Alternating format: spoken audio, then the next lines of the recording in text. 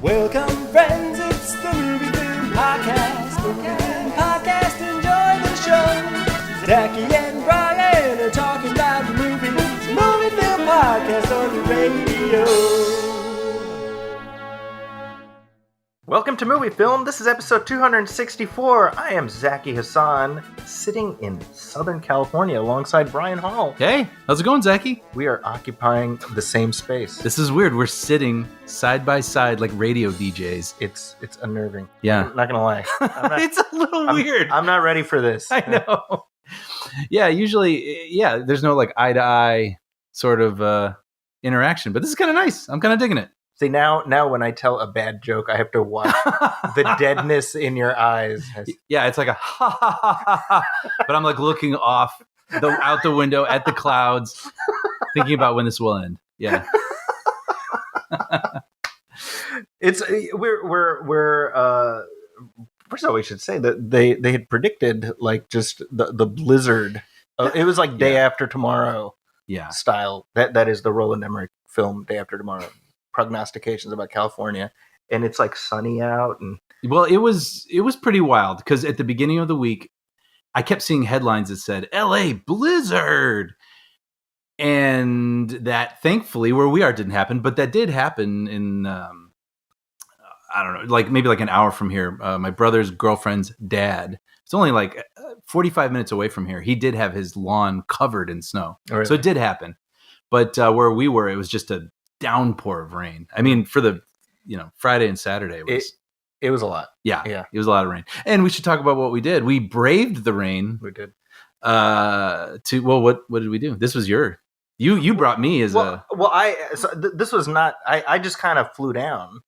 Yeah, just because we were gonna just hang out, and then I realized that the Hollywood Critics Association Film Awards were the Friday that I was going to be in town, and I said, "Well, Brian." Would you like to join me on this mystical journey? And we did do that. Yeah. And this was a lot of fun. It's the first awards, like a movie awards dinner type thing I've ever been to. I wasn't even able to go to my own award ceremony where I got awards. Wow. Wait, why is that? Because I had to teach a class. Oh, are you kidding me? I know, right? Oh man, they better. And so of course they better have learned something that day. It was one of those things where I couldn't even move things around or whatever, because it was like finals. Like I needed to get them done. So I'm like, this is how much I love my students. That's impressive. Dedication, y'all. But this was amazing. I mean, this was like a mini Oscars kind of situation. And we were at the Beverly Wilshire Hotel, had to wear, suits and whatever. And which I did not do. I should mention that. I was formal though. I was horribly underdressed. Did you feel that way while you were there? Kind of. Oh, interesting. A little bit. I think this is, I mean, anybody listening knows I'm horribly self-conscious about every aspect of my life. I'm just a walking ball of insecurity. So there is that. I think there were people who were more underdressed than me. It was kind of all over the place. I think there were people who had suit jackets with no shirts underneath. That's true. So I think they had the body to justify it. Some of them did.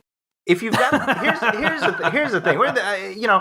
If you've got the six pack that justifies being able to be, or the pecs. It's more like the pecs, because that's the part that's revealed. Fair. Yeah, it's man cleavage. Yeah. If, you know what? Like Michael B. Jordan when he was doing his monologue on SNL, I was like, oh, that's a interesting look, and we saw that look. If I had the pecs, I would do it. Yeah, I guess I would do. I wouldn't even feel bad about it. Yeah. I do not have the body to justify that. So, yeah, I honestly because I'm looking at all these people wearing suits and stuff, and I had a jacket on. I mean, you had like a button down. Yeah, no, but slacks. I went to the bathroom and just looking in the mirror, and I was like, look at this schlub.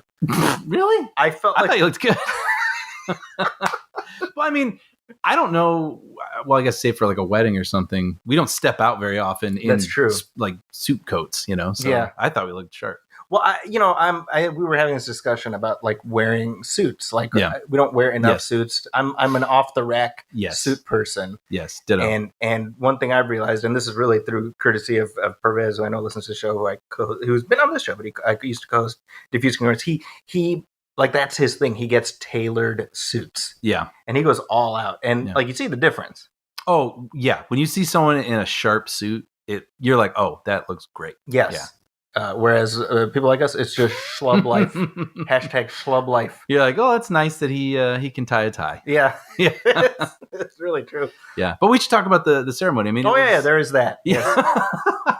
But no, it was like a whole ordeal. You had like a dinner beforehand, which was really nice, and free dinner. That's dinner. Actually why we were there. In all seriousness, and it was funny too because there was a salad that had this sort of gelatin cheese cube on it, and it was funny because we were like, "What the heck is this?" And then when the people next to us arrived, we could overhear them going, "What the heck is that?" And that's when you know it's a good meal. When you don't know what's on your plate. We don't know. Yeah. But so the free meal, but then the ceremony was great. I mean, they had a lot of. We saw Brendan Fraser. Brendan Fraser was there. As soon as we walked in, Brian's like, "Hey, it's Ted Cruz." I was like, "Ted Cruz," and I did not say that. He did not say that. He said Terry Crews, but all I heard was Ted Cruz, and I was like, "Why would Senator Ted Cruz be at the?" And I was second guessing myself because I was like, I don't feel like it's easy to mistake Terry Crews. Yeah. I was like, I'm pretty sure that's him. And indeed it was him. Yes. It was Terry Crews from Brooklyn Nine-Nine and White Girls. That's right. He's in White That's Girls. right. Who else did we see? There were a few. Kate Ryan Hudson Johnson was there. Ryan Kate Johnson. Hudson. Joseph Gordon-Levitt was there. Jenny Slate. Angela Bassett. There's all sorts of Joseph Gordon-Levitt. Yes. St. Swithin's. We were saying, we had this sort of aisle seating where basically if anyone had to get up to either use the restroom or to like go present or whatever, anyone who was leaving, they all like grazed our shoulders as they would come and go. So we got like a good kind of up close look at everybody. Yeah. Yeah. For me, the highlight for me was having a chance to chat briefly with Kiwi Kwan. Yes. Yes. Like that. How exciting. Ever since Everything Everywhere All at Once came out, I've been like, I would love to just briefly chat with him and just be like, hey, man, like, I've loved you since I was a kid, And it's been so exciting just seeing him kind of go on this roller coaster ride. And so he won Best Supporting Actor for Everything Everywhere All at Once, of course. And I was just like, man, I want to try. I just want to try to get a couple minutes with him. And I had that opportunity. He was great. I was able to get a picture with him. And also I chatted with David Dastmalchian from the Ant-Man films. Yep. And he was Polka Dot Man and stuff. And that was fun because he was one of the presenters. And then after he presented, he was kind of like in the lobby, just kind of hanging. And I had just happened to walk by him. I was like, dude. And we talked about Ant-Man Quantumania, and which you and I are going to talk about in just a little bit. Yep. And then I got to talk to Tig Notaro, who was the host, and this is cool. It was nice to be able to go up and talk to her, and I thought she was hilarious. I mean, she was very you funny. Saw me sort of like pounding the table and cackling at her stuff. Like the audience was good, but like I was finding her hysterical, and so I was happy I got to go up and tell her. It was fun to sort of be in the position where you realize, oh yeah, there's like a prompter, and there, like yes, you could literally turn and see her punchlines like scrolling up a screen, which was kind of trippy. Yeah. But she had this whole bit that just cracked me up about Meryl Streep, where it's like we all accept that she's like the greatest, living actress. It's like, but is she? Like, is that just something that everybody says now, and people are afraid to challenge it? And it was, I'm obviously butchering it, but it was so funny. I don't know. Hashtag Streep Sheep. Yeah. Which was and I think she stepped on, she said steep sheep. Yeah. Yeah. But I could see it on the prompter. I was like, oh, okay. See. Yeah. But it was hilarious. And I felt like she was going to go longer on it, but the audience wasn't really responding. And so afterwards I was like, no, I wish I had been in front row. I'm like, keep going. This is hilarious. But you got to tell her, you got to say, listen, I was rooting for you. Yeah. It was funny. But, and then yesterday. Oh, wait. Oh, yeah. I was going to say, we have our first award show, we have to mention, we were next to Bruce Valanche, legendary award show writer. Oscar punch-up joke inserter. Yes. I mean, for what it's worth. Like that was pretty cool. As you and I were leaving, there's Bruce Valanche walking out. And I think both of us looked at each other and we mouthed like, is that Bruce Valanche? Yes, because like we're all in suits and whatnot, and he was wearing like pink Crocs. He was wearing the Bruce Valanche uniform. Yes. He had a shirt that said the next James Bond, like a t-shirt. And I was like, well, I'll be darned. Like, yeah. Now that is the quintessential award show experience. Capped. Perfect. I think we've gone on quite a journey with the movie film show. Yeah. Oh, and we saw Megan. I got to throw that out there. That was fun. You might the little girl that played Megan. Yeah. Okay. Yeah, the little girl that played Megan. But I should have said Mithrigan. Mithrigan. I saw. that was fun. But anyway, yeah, that was a really cool evening. And that was just Friday. Yeah.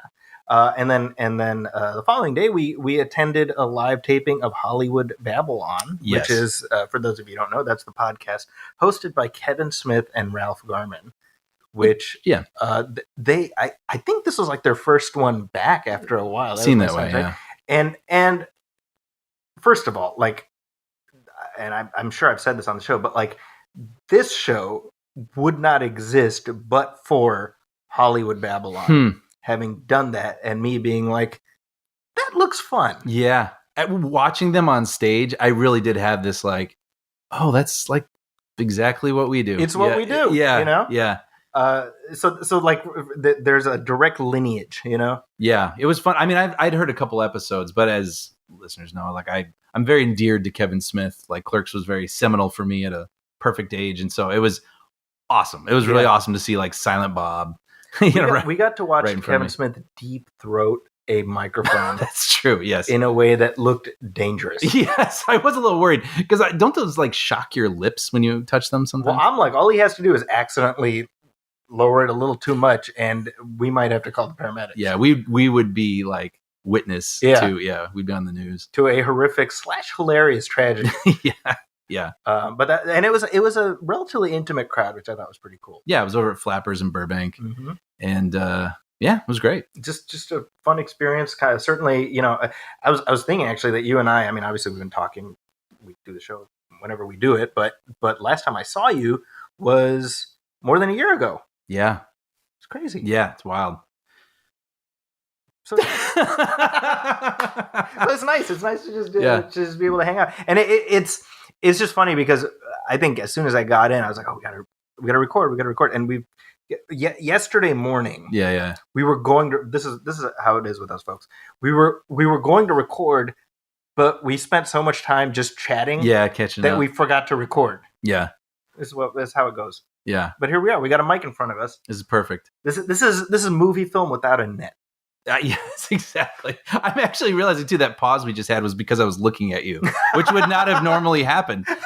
But I'm excited to talk about Ant-Man too because we haven't really talked about it. Like I mean, we've briefly talked around it. Yeah, but we still have not told each other really how we felt about it. So yeah. And then tonight, I guess we'll throw it out there. We're seeing Cocaine Bear, but the predictions. I told Zaki I'm predicting a Snakes on a Plane situation where the title is hilarious, the trailer you're like okay, and then when you see it 20 minutes in you got it. The bit kind of plays itself out. But we'll see. I hope to have fun with it. Hey, I'm Zaki and Brian is here. Hey, how's it going? We are speaking to you from the future. What? The future, Zaki? The future of what you were just hearing a few seconds ago, but the past for those of you listening to this recording right now. So wait, what have we gained in the time that we have now accrued? We have mainly gained a viewing of Cocaine Bear. Yes, we are back from Cocaine Bear. Yeah. Zaki, this was torture. We walked out of the theater. I was dying to know what Zaki thought of this movie. We were with some friends of ours. They were asking. We didn't talk because we were saving to right now to tell each other what we thought of this movie. I have to know. What did you think? I thought it was pretty bad, to be honest. I did too. Okay. I did too. It's on record here. I thought this was going to be a Snakes on the Plane thing, and I think it was, but I think Snakes on a Plane knew what it was and was like, no, this is like snakes biting people on the penis, and this is like Samuel Jackson saying mother effing snakes on a mother effing plane. And this movie felt like a weird mixture of tones. Yeah. And I think and before you say that, I was really put off by how sort of nasty it is. Yes, and that's the thing. Like if you're going to do a movie where we're going to delight, like you're watching Friday the 13th or something, you're going to watch a bunch of teenagers get killed in creative ways. And it's all menacing and sinister and whatever. But like this asks you to laugh.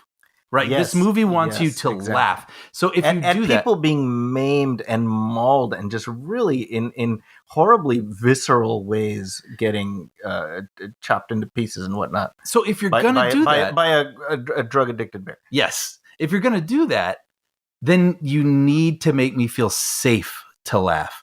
And like, we won't get really into spoilers. I don't think it's really necessary. No. But like when the first people are dispatched, I was like, that's horrible. They were about to be married. Exactly. And it felt almost like too real. And I was like, well, that's not very funny. Yeah. And so then, as it goes along, some of the characters are goofy or they're like delinquents or whatever. So, but there was a particularly violent, gruesome, grisly, horrifying scene that played out, and our whole theater erupted in laughter. And I almost feel like on cue. I don't even know that the audience actually found it that funny. I think it was a reaction, like, and they knew that's what the movie wanted them to do. And we looked at each other. You and I looked at each other and went, where are we? Yeah, I mean, with sort of like concern in our eyes. It wasn't even like, can you believe this shit? It was like, what's happening? Yeah. And the thought I did have, however, and is directed by Elizabeth Banks, who I think did a good job directing it. I think. Like she knew the assignment. She was making a sort of grindhouse type thing, and I think. But did it go grindhouse enough? I said, well, I think what you have, you're talking about tones. I think you've got this is produced by Phil Lord and Chris Miller. Yeah. And so there is sort of like wink, wink, nudge, nudge going on there. Yeah. I think just as like sort of dispassionately looking at the action set pieces, I was appreciative of what Elizabeth Banks was doing. And I was thinking, well, I'd like to see her do something that would better let her stretch these muscles. I agree with that. I think she's a good director. I even thought, even though I didn't love Charlie's Angels, I didn't hate it either. Like it was fine. Like it's a well-directed action film, you know? So I just feel like the tone was all off. And sometimes like set pieces would play out, or we'd be in the middle of one, and I would even think like, is this it? Yeah. Like go bigger or ground it, I guess. Like it was sort of in the middle for me. And so I didn't find myself laughing, but I don't know. The movie didn't get the reaction out of me that it wanted. No, not at all. And it ended, and it was sort of agonizing. You know what I mean? Like I felt every minute of it. And for 90 minutes, it felt surprisingly long. It did, and there, it's ostensibly based on true story. I'm not even going to bother wikiing that because sure it is. Now that said, I had two thoughts. Number one, I was like, if you and I were like 19 or 20 and we went to the Cantera in Warrenville and watched it, I feel like we probably would have had similar reactions to the crowd. I don't know, like maybe my tastes have changed. I don't know, but I can easily see a scenario where this might have worked on me at a different stage of my life. So I'm leaving that door open for people. Like maybe that's just something you're in the mood for. I found it really cruel. Yeah. And that's what really hit me. Second thought, though, I thought almost entirely I liked the cast.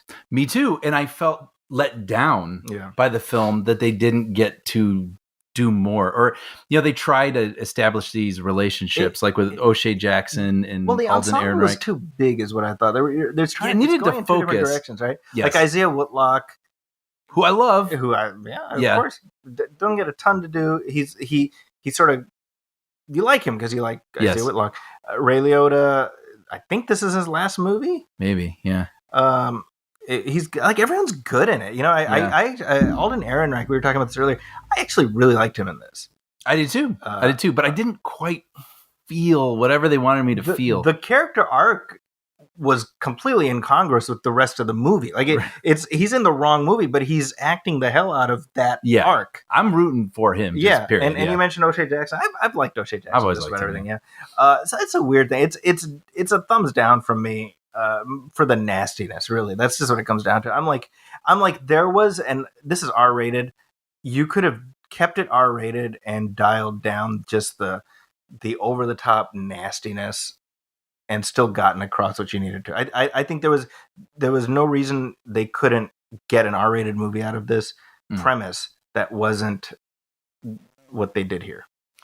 Yeah, I just wish I felt like the movie was letting me know it was okay to laugh, if that makes any sense, versus I felt bad for everybody that died. Yeah. And that's not what I want to feel right. in a, like you say, like a grindhouse or like comedic horror film. Yeah, I almost wonder if going for just playing it totally straight would have been better. I kind of wonder. Wonder. But some of them are kind of goofballs or something. I mean, you can make them like that a little bit. Yeah, like kind of a Lake Placid type thing where you're just straight down the middle, you know?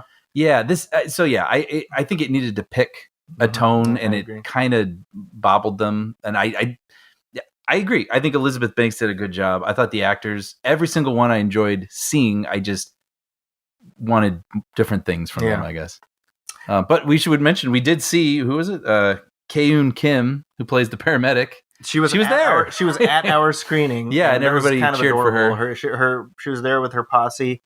And it made me very happy. And honestly, it did kind of skew my perspective on the movie a little bit, because it's like, yeah, you're just rooting to watch just crazy off the wall bear attacking people thing, and she got to be killed by a bear, and that's fun. You know what I mean? Like, but I just wish I'd felt that fun. Yeah, like you said, I think it was the cruelty that kept me from feeling like I had permission to think it was all fun or something. I agree completely. Yeah. Well, with that, let's go ahead and jump back to 8 hours ago.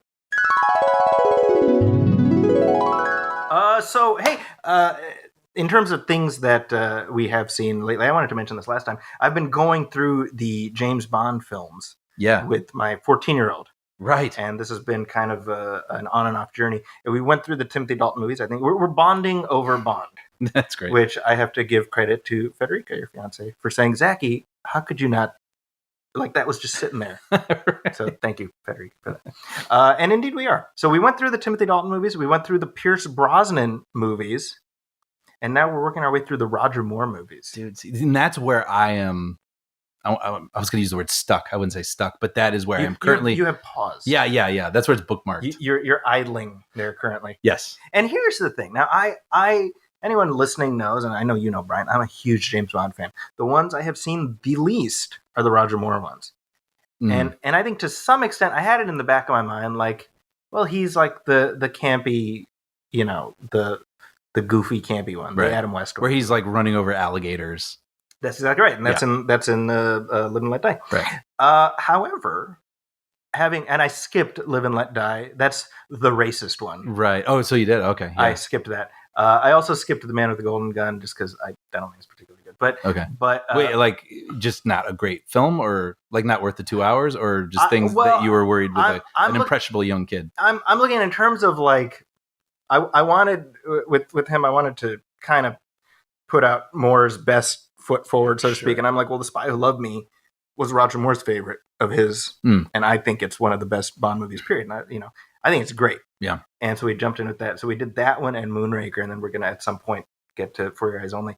But point is, he's a really good James Bond. Like, and people are like, well, yeah, because he lasted a long time. Obviously, people liked him, so not a revolutionary thing. But I'm like, he's so good at playing his version of Bond. Right. You know what I mean? It's absolutely distinct from Sean Connery. You're not going to confuse it. But you realize, like, that was the best approach to take, because no one could compete with what Connery did. You know what I mean? Right. And where Moore faltered in the early, for his first two, I think they were writing a Connery Bond. And Moore was having trouble kind of finding his lane. Once he got it, and the thing, like, he's great with the quips, he's effortlessly charming. But here's the thing: he's serious and sinister when he needs to be, and that's the trick. Yeah, So Moonraker is that's the very first James Bond movie I ever saw. That one came out the year I was born. I did not watch it. Oh wow, the year I was born, but. A couple of years later, I saw it on VHS. So that one I'll always have a soft spot for. But watching it again for the first time, I mean, it's been probably 23, 24 years at this point. Because I think the last time I went through all of them was when The World's Not Enough came out. Oh, okay. When we first met. Yeah. But watching it now, I'm like, no, Moonraker's good. Like, I was like, well, I like it, but I'm like, no, it's good. Yeah. Great score. The effects are great. Roger Moore's great in it. it's a good movie. So Yeah. I'm looking forward to getting to For Your Eyes Only. Yeah, that's fun. And that's just with the one son. Like, this isn't all the other kids. Like, they have their other series they're going through with you, or is it? Yeah, well, I mean, it kind of started by accident because I was home with him, and I just felt like watching a James Bond. So I put on Tomorrow Never Dies, which is Pierce Brosnan's second, and that's just kind of just got us started on this journey. And then he's after we did the Brosnan ones, he's like, let's move into the Daniel Craig ones. Let's do those. And I'm like, yes, but Right. I just went through them. They tend to get very heavy. Right. I want a little bit of a buffer before I get back to him, because he hasn't seen No Time to Die yet. So okay. Does he know what's coming? I don't know. That's a good question. And so I'm excited. I'm enjoying going through those, and they're just great films. I mean, come on. Yeah, it's James Bond, for goodness sake. It is our ritual now that whenever the villain is dispatched in some horrific way, we just kind of look at each other, and either he or I will say, "That'll do it." I love that. That's funny. That's funny. How about you, though? Not a ton. I'll get to the big reason why I haven't seen a lot of movies, but I just got to give a quick shout out. You were possibly going to be here last weekend. Yes. And at the New Beverly Theater, Tarantino's theater down in Hollywood, they were showing the Indiana Jones movies on the weekends. And I just have to shout out, our buddy Sean and I, we went and saw Last Crusade. It's projected in 35 millimeter, which was the way I saw it the last time it was in the theater. Or the last time I saw it in the theater, I should say. And it was amazing because, you get those little cigarette burns in the corner and then like a poof, and then it's like you've skipped 7 seconds ahead, kind of a thing. Yeah. Which is kind of amazing. And there was even a moment too where with the action sequence when they're in the plane from the Zeppelin and landing, where the sound got kind of screwed up, and so they had to stop it, and then they started it up again. I think with like the next reel, and I was like, wow, it's so funny because you would think, oh man, that like ruined the experience or whatever. It's like, nah, film. That is the experience. Yeah. It didn't bother us. It was fun. And I was telling you last night, I mean, I've seen that movie a million times, but there's just nothing like when a theater shows a movie so well, and you're in a darkened room, it's huge in front of you, you're zeroed in, the sound is all around you. I mean, it's like seeing it again for the first time. That I'm envious of, because I really did want to have that experience. Yeah. Next time. But Hopefully. It was amazing. But the reason I haven't watched a lot of movies is because Zaki, so many people have been telling me I need to watch Yellowstone. And I don't even remember if I talked about it on the show. I watched oh yes, I did. My brother and his girlfriend sat me down for the first 2 episodes. They gave me a toothpick to chew on to fully immerse me. It's a costume. Yeah. And I was like, I get it. Like, yes, this is like a conniving family, kind of a little pulpy, soapy, whatever you want to call it. But I was like, I don't know. I'm not, once I'm back at my place, I'm not compelled to put on episode 3. And, but I've been talking to all sorts of different people who've been saying that they're into it. And everyone brings up Beth. Everyone's like, oh, wait to Beth. You're going to have feelings about Beth. And I'm like, she is the Dutton daughter played by Kelly Riley. Yeah. And I was talking to a friend from high school, and she's like, oh, you're going to love Yellowstone, but there's this character I don't like. And I'm like, Beth? I'm just like, yes, how'd you know? So anyway, one night I was like, okay, I'm going to do this. So I watched episode 3. I was like, oh, huh. And then 4, 5. And I think I got halfway through 6, and then it was 2 a.m. I was like, oh, I got to go to bed. And then the next day I might have finished the season. So I was like, oh, okay, got it. So you 10 episodes. I'm in. Blaze through. I'm in. Once I got to know Rip. And, Rip.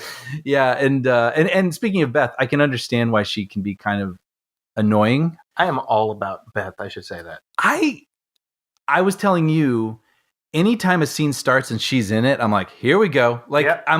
She's completely entertaining. So she can be frustrating, but she's totally entertaining.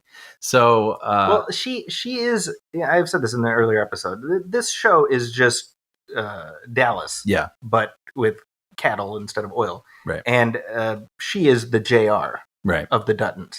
Right. And it's a JR. You love JR even though he's awful. Right. That's kind of Beth. Yeah.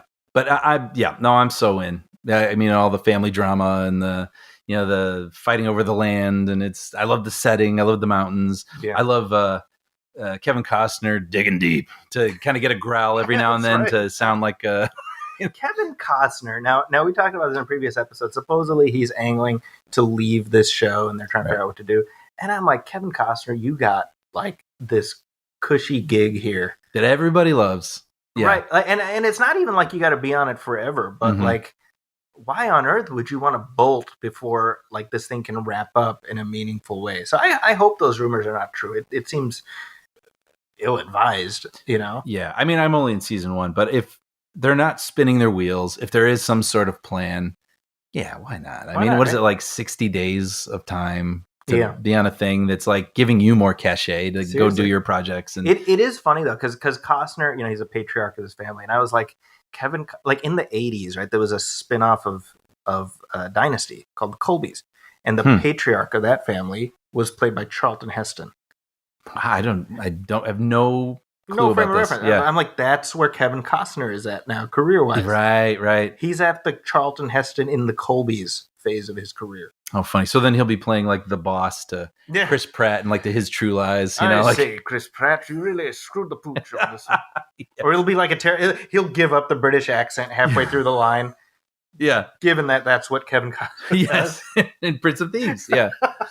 He's like, yeah, I'll do my British accent. Like, you screwed the pooch this time. You know. You're my brother? I have a brother. Robin of Locksley, I'm your brother. You're my brother? But you know what? You gotta love it. I mean, I'm like ride or die with Kevin Costner, you know. Yeah. But yeah, I'm at the second season with of Yellowstone. We just wrapped the second season. Me and Amina, and for us, it's just like, man, these white people. Half the characters on the show say that too. Man, these white people. We're just like, must be nice, you know. Yeah. I've got 1 million acres. I'm not going to give up one of them. It's like, okay, well, I don't know. You might not miss them. Might be easier. Your life might be easier. My great grandfather said never give up the ranch. I'm like, well, maybe he was wrong. I don't know. I'm just going to throw this out there. Well, I kind of laugh at like the dire seriousness of it all, where it's like they're running this ranch, but it's sort of like Sopranos. You know, it's like if a person wants to leave the ranch, it's like, gotta kill him. It's like, why? And then my brother, we were joking, you know, where he's like, we can't let people know what goes on here. And we're like, what goes on here? Like, it's just, you know.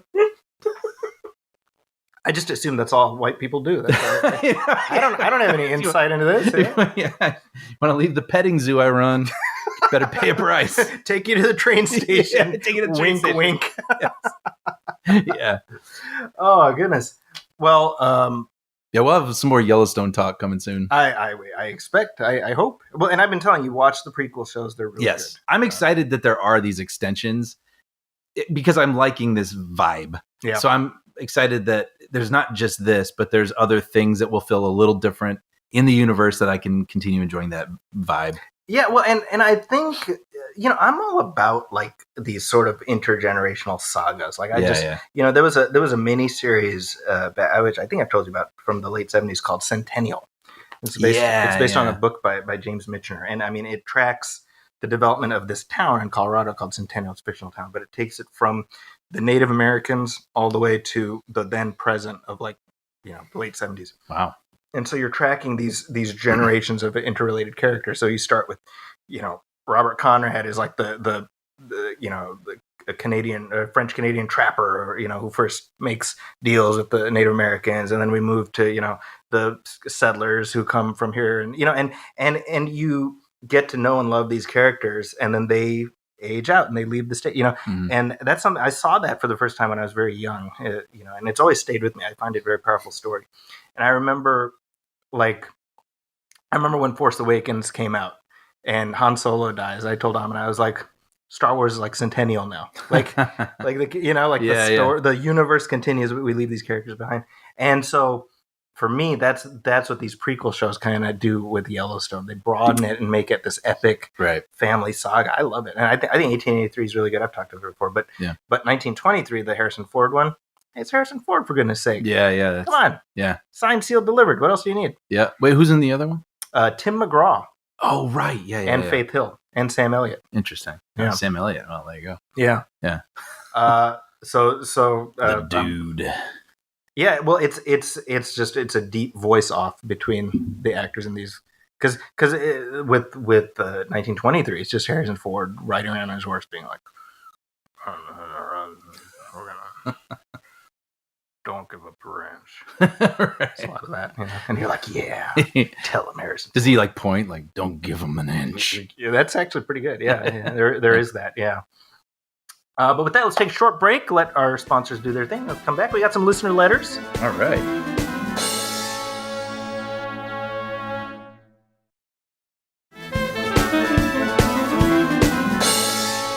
All right, we are back.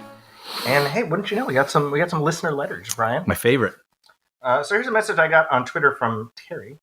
And this is in reference to our last episode, which is a commentary track for Ant-Man. Yes. First Ant-Man. And he says, your meaning me. Your comparison of the MCU to SNL was perfect. Never thought of it that way, but it is spot on. Oh. Look at that. So that's what I said is that we have to think of the MCU now as an institution, such as Saturday Night Live. Beloved casts and performers come and go. Mm-hmm. Sometimes you get an Eddie Murphy. Sometimes you get a Victoria Jackson. And you got to roll with it. Yep. Sometimes you get a Dennis Miller. Robert Downey was on SNL. Oh. Remember that? He was on it for like a season. I forgot. Oh, Junior. I thought you meant like his dad or something. No. Sorry. Yeah. Okay. Sorry. Yeah, the Iron Man was on. Yeah, and Anthony Michael Hall. That's right. And then they died in the fire. Right. Did we reference that? Didn't we? I don't know if we did it on the show or in real life. Okay. I can't remember. Yeah. But yeah. Yeah. For those, there was the season that Lorne Michaels came back. So he was gone for 5 years. He comes back and he had this kind of fascinating mix of characters in his populating the cast. Right? Mm-hmm. And it was Robert Downey Jr., Anthony Michael Hall, John Lovitz, I think Joan Cusack. I think. And essentially, he fired everybody at the end of the first year except for John Lovitz. Mm-hmm. And I feel bad because Robert Downey Jr. never worked again. Yeah. Well, we should say, because you referenced the fire, basically the season ended with like all the cast members, right? Like present with Lorne Michaels, and then a fire breaks out in the studio. It's a sketch. Yeah. And then it's sort of like, who will survive to the next season? And then I think Lorne, he gets Lovitz. He takes Lovitz out of the arms away. Which is a pretty dick move. Yeah. If these actors don't know if they're coming back. Yes. Yes. But Lovitz, see ya. It's acting. Yeah. Anyway. So, thank you for that, Terry. Also in reference to our Ant-Man commentary, this is from Ben Matthews on Twitter. He said, loved it. It was a lot like Zaki and Brian talk about stuff with a special appearance of the Ant-Man commentary. That is 100% accurate. And I was aware of that about an hour and 5 minutes in. Did we kind of run out of stuff to comment on? Like, what happened there? I shouldn't even admit this. I'm going to give full disclosure. I did not rewatch it before we did the commentary. I almost always do. And I think, so I read up on it and I had a few things to say, but I mean, it's not like this movie that's been around for 15 years and there's been a lot of oral histories and sort of talk and, it's just a fun movie. And so I think, we might have said everything there was to say. Well, and I think what also happened is there was a lot of times where Brian was like, so Zaki, tell me more about Ant-Man. And one thing I realized is I don't know that much about Ant-Man. Right. I ran into the limits of my knowledge. Yeah. I'm like, well, he shrinks and grows. Yes. And he's a lot of fun. Yeah, and we did. Paul Rudd was in Clueless, like in a Super NES commercial. Yeah, but it's not a fun movie. It is a fun movie, and I think I started kind of watching it, which again was the mistake because if I had watched it, I wouldn't have been doing that so much. Well, we had a fun conversation. As far as I filed, that's what I'm like more not the Ant-Man comments that you did not get, but rejoice in the Ant-Man adjacent comments you did get. Yes. That's the way I look at it. Yeah. I'm a glass half full person. Well, I'm glad Ben liked it. Yes, that's the important thing. This is another, speaking of commentaries, this was from Michael Fang, who emailed us, no Last Jedi commentary? I would revise that and put no, Last Jedi commentary. Period. It is coming. It is coming. It is coming. I think what we have decided. I knocking on wood, tentative for May 4th. May the 4th. I think that's perfect. Right. Yeah. Makes sense. So it is coming. But hopefully it'll be worth the wait. Yeah. I'm very much looking forward to talking about that. That one I have rewatched as of like the last month or so. So it's fresh in my head. I'm going to have so much Ant-Man trivia in that commentary. It's going to knock your socks off. I was just going to say, I mean, that one we probably have so much to say. But I'm raring to go. Yeah. Michael goes on. I hope you guys are doing all right. I know it must be hard to get together and put out content, so appreciate anything you guys do put out. Well, thank you. Thank you, Michael. I have noticed that Brian says chef's kiss a lot, and it brings a smirk to my face every time I hear it. Me too. And did you guys see that RRR got an Oscar nom for Best Song? Maybe it is time to put in the 3 hours and watch the movie. He then ends with a what looks like a semicolon and a closed parentheses. I wonder what that's supposed to indicate. I had to Google that, and apparently that is a winky smiley, which I was actually about you're kidding? No, I'm just joking. Oh, I was you were so, and I'm looking at his face. I was like, wow, he's really selling this if he doesn't know what that is. It's like, wow. I mean, it's been a long time since. Sure. Right. Well, I'm of a vintage. I still sometimes do the semicolon. I have like the emoji keyboard on my phone. Me too. But. Yeah. There's degrees. It depends who you're talking to. Sometimes you're talking to like an employer, and you don't want to be like that. Flushed cheeks smile is a little too warm and intimate, and then it's like, but the smiley is like a little too like, is he being sarcastic? It's like, so sometimes the old school semicolon parentheses kind of works. What is emoji protocol? I feel my way every time. It's very fraught. Yeah. Right. Well, and then, this is going to make us sound like olds, but I remember when I learned that people don't like periods. I know that, yeah. Yeah. And I find that fascinating, but it's true. Yeah. And then I have a lot of people I work with put periods at the end of the, and I'm like, okay, so these are people I use periods with, because if I don't, they're going to be like, why isn't he using a period? But there are other people that I don't use periods with. Wow. Yeah. Like you just, each, right? Don't you find that with people? Can I be honest? I'm experiencing flop sweat just hearing. I don't mind it, but it's just, you find your different sort of vocabulary with everybody, This is just text speak. Text, yeah, or Slack. Like case in point, I was on board with watching RRR until I saw that semicolon and the closed parentheses. Michael, I gotta say I don't appreciate it. No, RRR. I did watch, and I apologize because say, by the way, RRR. We saw the yes, we forgot. Oh, like the director and the stunt people, and the musicians, the star, and well, there's two, but. I was telling Zaki, I was so starstruck because that movie is so fantastical, really does feel otherworldly, and to see them in person was just absolutely. I was starstruck, like stunned, like that's the guy that swung from the bridge. Now Brian sees stars all the time. Yeah, and it was, and by the way, RRR, it is a hair over 3 hours, and it is a little daunting because you have to plot to work that out. I started it one night and got about an hour in, and I was very, very tired, and I couldn't finish it. Yeah. And then I thought about starting it back up. I was like, no, I really feel like this should be one big thing. And I know that's not possible for everybody, but I did. I carved out the 3 hours, watched the whole thing, absolutely love it. A blast. The musical number, which won the award, I think, at our thing, and it should win it at the Oscars, is just a delight, like just a joy. So I highly recommend it. I'd love to talk about it with you. I will watch it, Michael. That is my promise. I will get there, just like we're going to get to The Last Jedi commentary. It's going to happen. It's going to happen, baby. Come on. Come on, roll with it. Here's another email that we got from Adam O., who is doing, I'm going to say, Brian, he's doing the Lord's work. What's this? Yes. Yeah. This is such a remarkable commitment of time and energy that I'm just... it just makes me warm and fuzzy. Yes. Yes. And I'm not by nature a warm and fuzzy person. So it's bringing me out. Ladies and gentlemen, attached is a supercut of the Magnificent Ambersons / My Dinner with Andre references that I was able to laboriously track down, cut, and splice together. Admittedly, this only scratches the surface and isn't even all of the ones I emailed you about. But after spending several evenings going through episodes and doing the editing, I've realized I'm not strong enough of a man to get a full supercut. However, I did make sure to get the rare soundbite to stick at the end. I'm about to launch my own podcast, so this is actually a great excuse to play with editing audio using Audacity.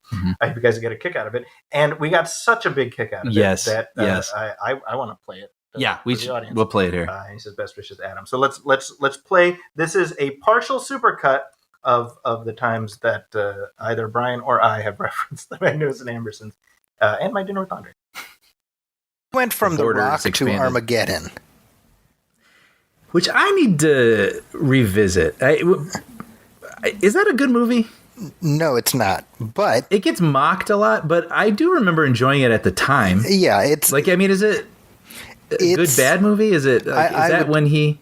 I would say good bad. Yeah, it's okay. I mean, it's not the Magnificent Ambersons, but. But what is? But I guess anyway, the point is, Bloodsport is not the Magnificent Ambersons. Yes. But compared to Steven Seagal, Van Damme is Orson Welles. I guess that's what we've established in this discussion. The movie's called Godzilla vs. Kong. I'm like, do you give me Godzilla? Do you give me Kong? Do you give me them versusing each other? You're right. And what do I want? You know? Yeah. Come on, and again, it's. Am I being, too easy a grader? Maybe. But I mean, it's not My Dinner with Andre. You know what I mean? Right. It's very funny because I read an interview with Emmerich recently where he was like going off on the ubiquity of Marvel movies.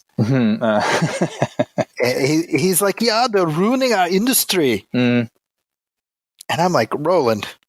Rolo, sweetie, Bubby, you made Independence Day, which I love. Yeah, but it's not exactly My Dinner with Andre. and then 2 years later, you did Godzilla. Right. You need to relax. Yeah. This is the definition of low risk, low reward. You know. Sure. This, too, is not the Magnificent Ambersons. In fact, a lot of people had a problem with the third act of the first Suicide Squad.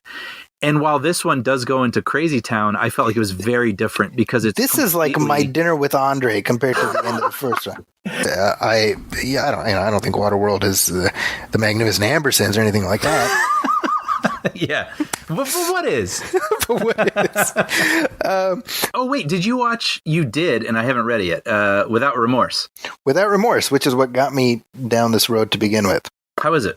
So let me tell you about watching Without Remorse. I remember opening the link, and through the travels and the movie and whatever, I've somehow lost track of it. But I was very curious what you thought. So first of all, I thought the movie was fine. I mean, it's not the Magnificent Ambersons. But what is? But what is? Including the Magnificent Ambersons, because they're trying to recut it now, right? Yeah, there's a documentary coming, and we have to watch that. This entire show has led up to that moment. Yeah. That Cary Elwes was one of the people who was offered the part of Robin Hood in this movie.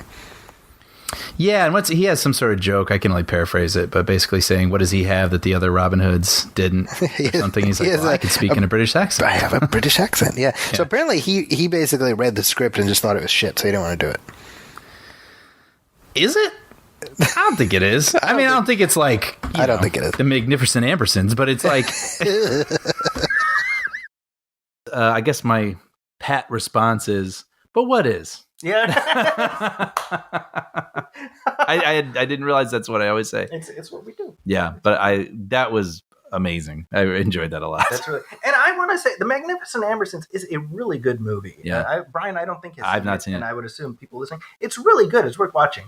And I find the reference amusing. Mm-hmm. That's all. Let's take another short break. Come back. We got some trailers. People have been asking us to comment on some of these new trailers, so I want to make sure we get that.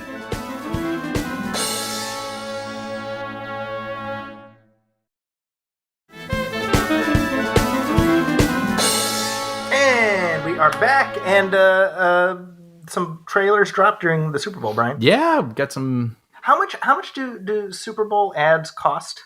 What is it like? Off the top of my head, 7 I was going to say, I thought it was 7 million. For Yeah. 30 seconds? Yeah. So if you have like a minute-long ad, that is $14 million. I mean, like that. And the thing is you're probably talking to someone in a room or crunching on Doritos, and you're going to go on YouTube and look it up. That's so right. $14 million like that. Like that. So did you see the Breaking Bad ad, by the way? Yes. That was so good. It was amazing to see them together selling chips. And it was also amazing to see this really dark character, Tuco. That's right. In this ad for like families. Like it's just sort of the nature of these things, right? Where it becomes wholesome. Yeah, right. It's very dark, right? The way Freddy Krueger became a doll. You know? Yeah, right. Well, I mean, Tuco used to like test meth and go like tight. Yeah. And so it's funny seeing this character eating like chips and be like, oh, these chips are tight. It's like, now, my sense is that they de-aged like Cranston and I didn't think enough about it. There's like, I mean, there was I don't know what they aired during the Super Bowl because, as you know, I don't watch the footy games, but the version I saw on YouTube is fairly long, and the sense I got was that they were kind of digitally de-aged. I wonder how easy that is now. It must be. It looked good. Yeah, like it used to be sort of like, wow, look what they were able to do, and now it's probably employed a lot. Yeah. So I wonder if it's just sort of an algorithm that just kind of removes some wrinkles. And, yeah. It does sort of like, I think it was last year where you had like all the Bitcoin ads. Yes. Yeah. Super awkward now. What was Larry David? Larry David. Yeah. Very awkward.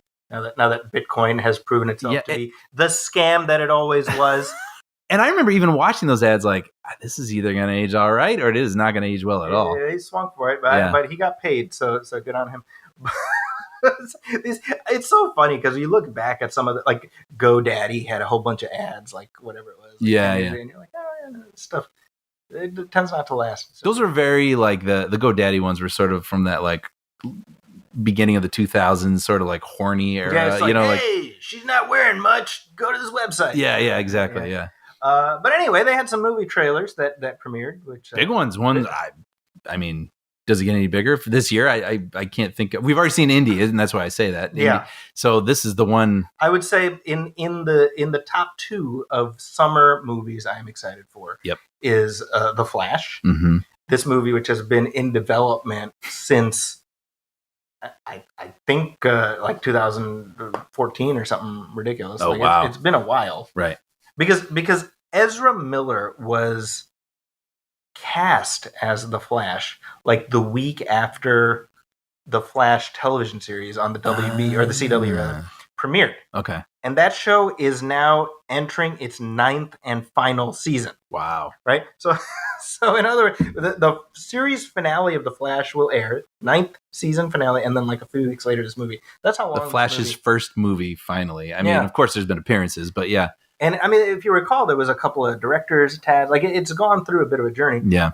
The director is Andy Muschietti, right? Of It fame. Yeah. And let's be real. For you and me, this movie is Batman 3. Yes. Parentheses featuring the Flash. Yes. Right. And I don't know if we are setting ourselves up to be disappointed by virtue of that. I know. But let's play some of the audio first. Yeah. Tell me something. You can go anywhere. Another timeline. Another universe. So why do you want to stay and fight to save this one? Because this is the world where my mom lives. I'm not going to lose her again. I am thrilled. I'm thrilled to see.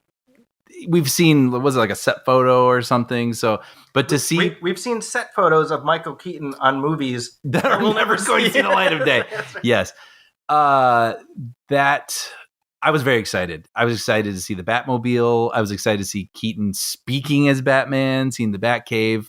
I think I said there were some comments on Facebook, maybe under one of your posts, but I'm so used to Keaton's Batman in the Burton milieu that it's interesting to see him in a modern film, like with different kind of angles and and action that could be enhanced with CGI and stuff. That's not a neither here nor there. It's just interesting. Like, it's interesting seeing him back, and I can't wait to see him in a new adventure. Yeah. So I'm this is top 2 indie in this. This is what I'm. So the trailer gives us the money moment, which is him. Yes. Saying the line. Yeah. Which is amazing. And I'm on board for all of that. Of course, hearing the Danny Elfman music is great.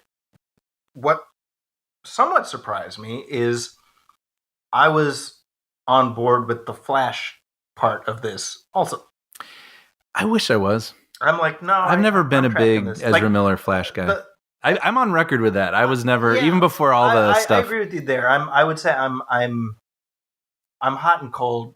I'm neutral. I'm net neutral when it comes to Ezra Miller. But I think the Flash character is very compelling. I think the Flash's power set is interesting. I think the central dilemma here, which the film, and I think you can see this from the trailer, it's based very loosely on a story called Flashpoint, which is where Barry Allen, whose mother was killed when he was a child, he goes back in time to try to save her, and he ends up sort of breaking the time stream. Right? Does it get more compelling? I mean, that's interesting. It got my heart. Absolutely. We do see Ben Affleck as Bruce Wayne. Very cool, in like a gray and blue suit. Gray and blue. I'm all about amazing. That. Yeah. And what's his name? Michael Shannon is back as General Zod. So this is meant apparently to sort of reset the table for whatever James Gunn has planned. And I'm hearing nothing good things. They're premiering. The whole movie is going to play at CinemaCon. Yeah, which is the big gathering of the National Association of Theater Owners. We have suddenly a new grasp of this. Yeah. Kind of knew already, but that's in April, I think. And so that my point is that's a sign of confidence. Show confidence, clearly they're showing the whole movie.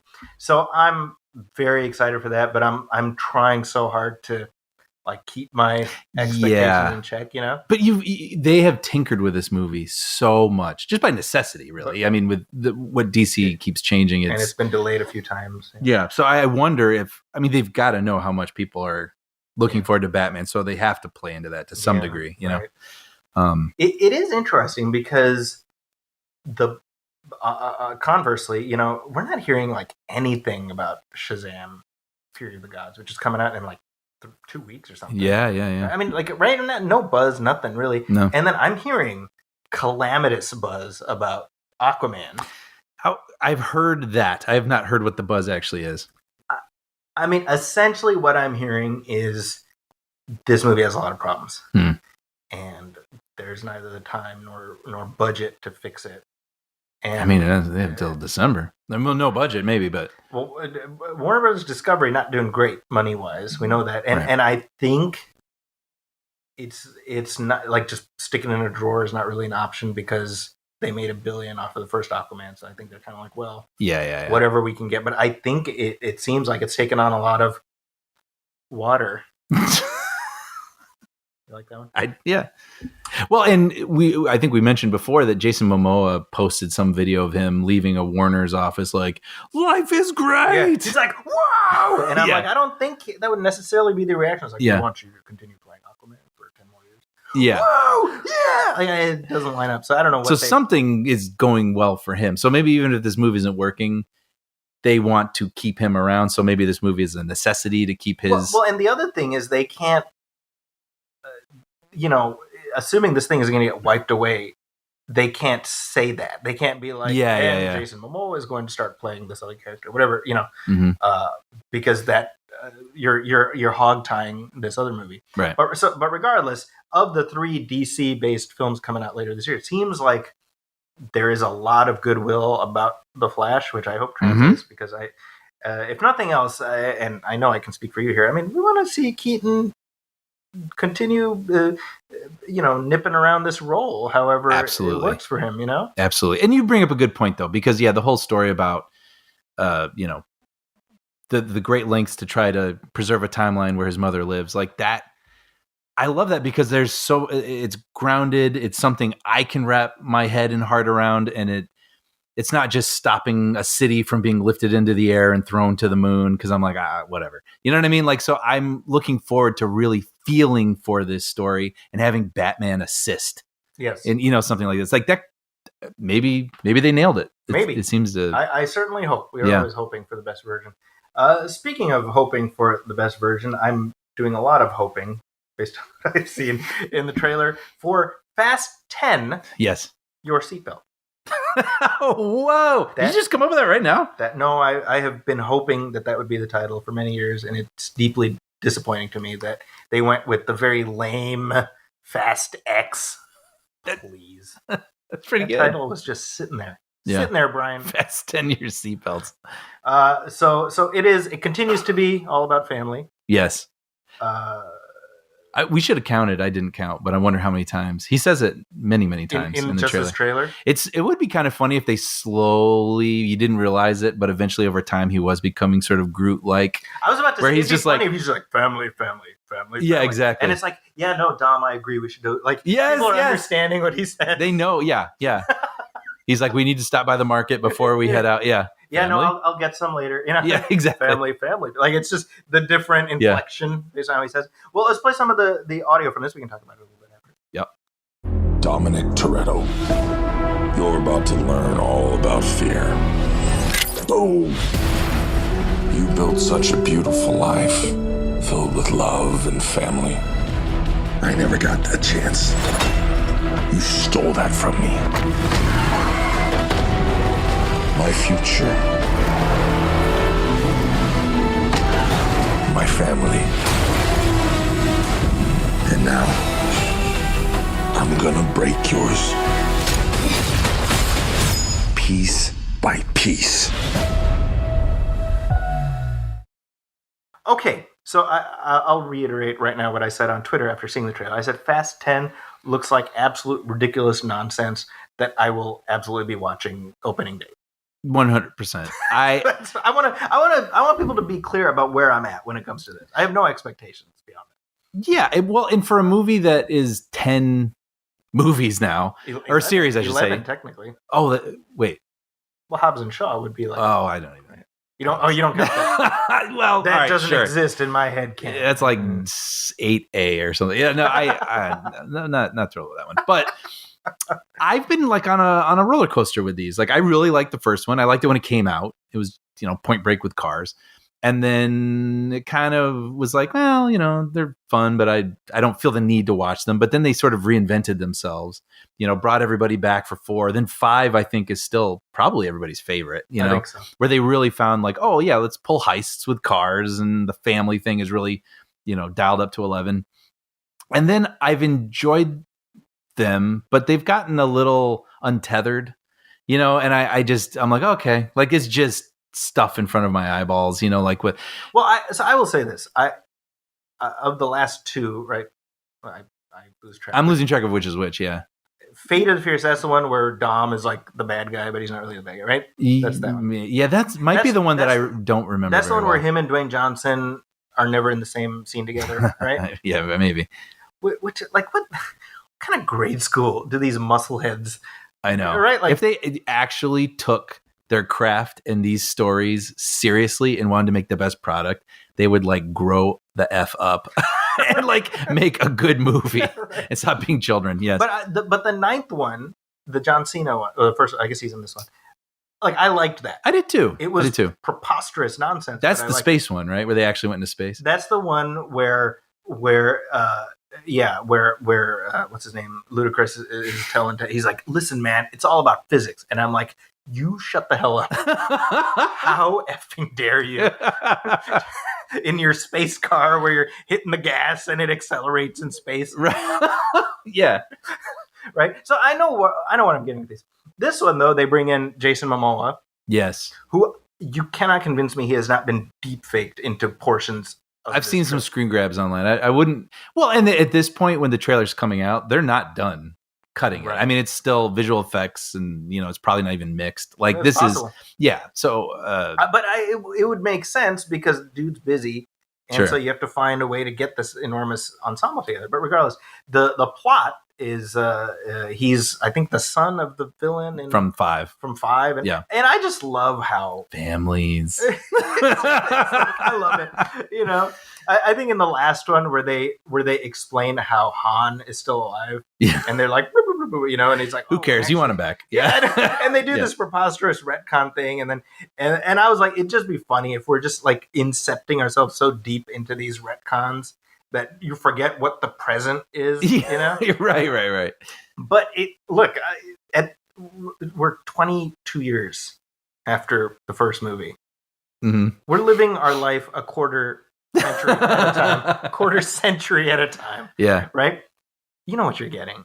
I mean, I'm not even saying that as like a critique. I'm just like, no, I know what these movies are, you know. And this is directed by Louis Leterrier, by the way, which I'm excited about because he did Incredible Hulk, which I really liked. Yep. More importantly, he did Now You See Me. Yep.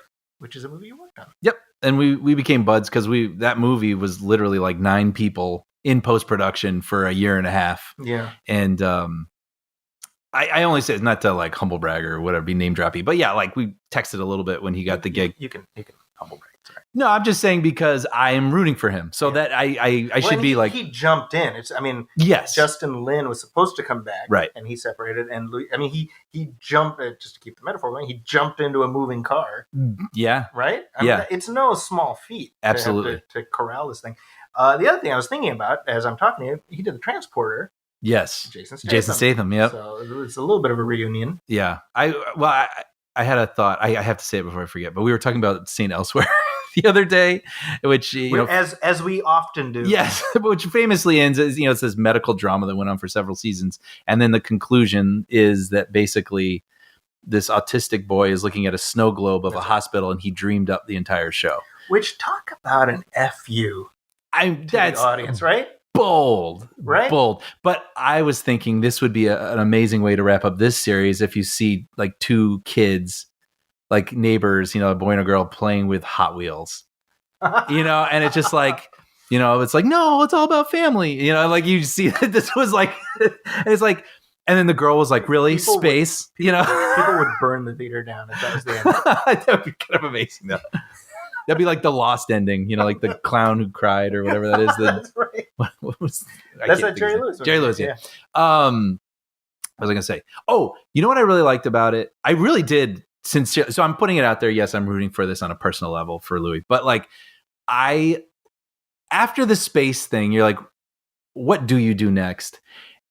And I think this movie does work best if 5 is kind of everybody's favorite when it is ridiculous that they can use cars for everything. But I also want something kind of on the ground a little bit where it's like... So they did their Moonraker. Now they got to do their For Your Eyes Only. Yeah, sure. Like putting chains to safes and dragging them through the streets with cars. Like I kind of want to get back to that level of preposterousness. And that is what I got from this trailer where it's like, yes, they're tethered to helicopters or whatever, but it's less flying, kind of a thing. Or remember when I don't remember which one, 8 maybe, where the car basically Tarzan vine swings off a cliff. That's F9. Okay. So yeah, like I'm ready for craziness, but just a little bit closer down to earth. And that was sort of what I was feeling from this. So that's exactly what I want.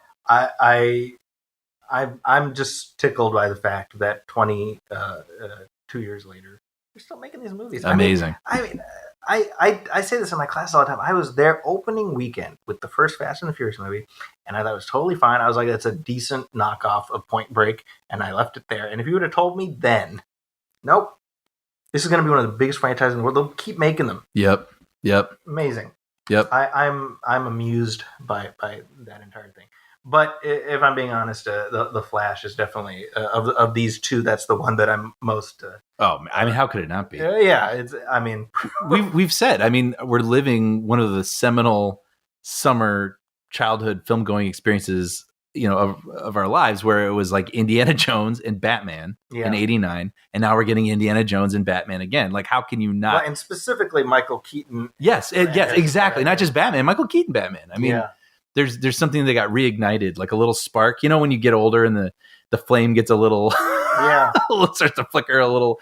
It's like this reignited that childhood inside of me. I'm sort of like, and I think we've discussed it before, but Keaton did not have to come back and do this, right? No. So I'm kind of like he's doing Birdman and Spotlight, saying, right? And he's So he's definitely at a point where he is regarded, I think, as a great one of our great actors. Yeah. And yet he's also at a point where he has accepted, well, I will always be Batman, and that's something that will mean a lot to people. Yeah. And I think he he's happy with that connection now. Whereas I don't know if he was necessarily happy at that time when, he had sort of a lull in his career post-Batman. So the fact that he owns it on Batman. How cool. I mean, why not? And that's what I love about Harrison Ford, too, where he is not being roped into one more Indiana Jones film. He wants to do it. And how cool is that when these people, feel an attachment to these characters? And so, Let's do it. Let's do it. Let's take a short break. Got some headlines.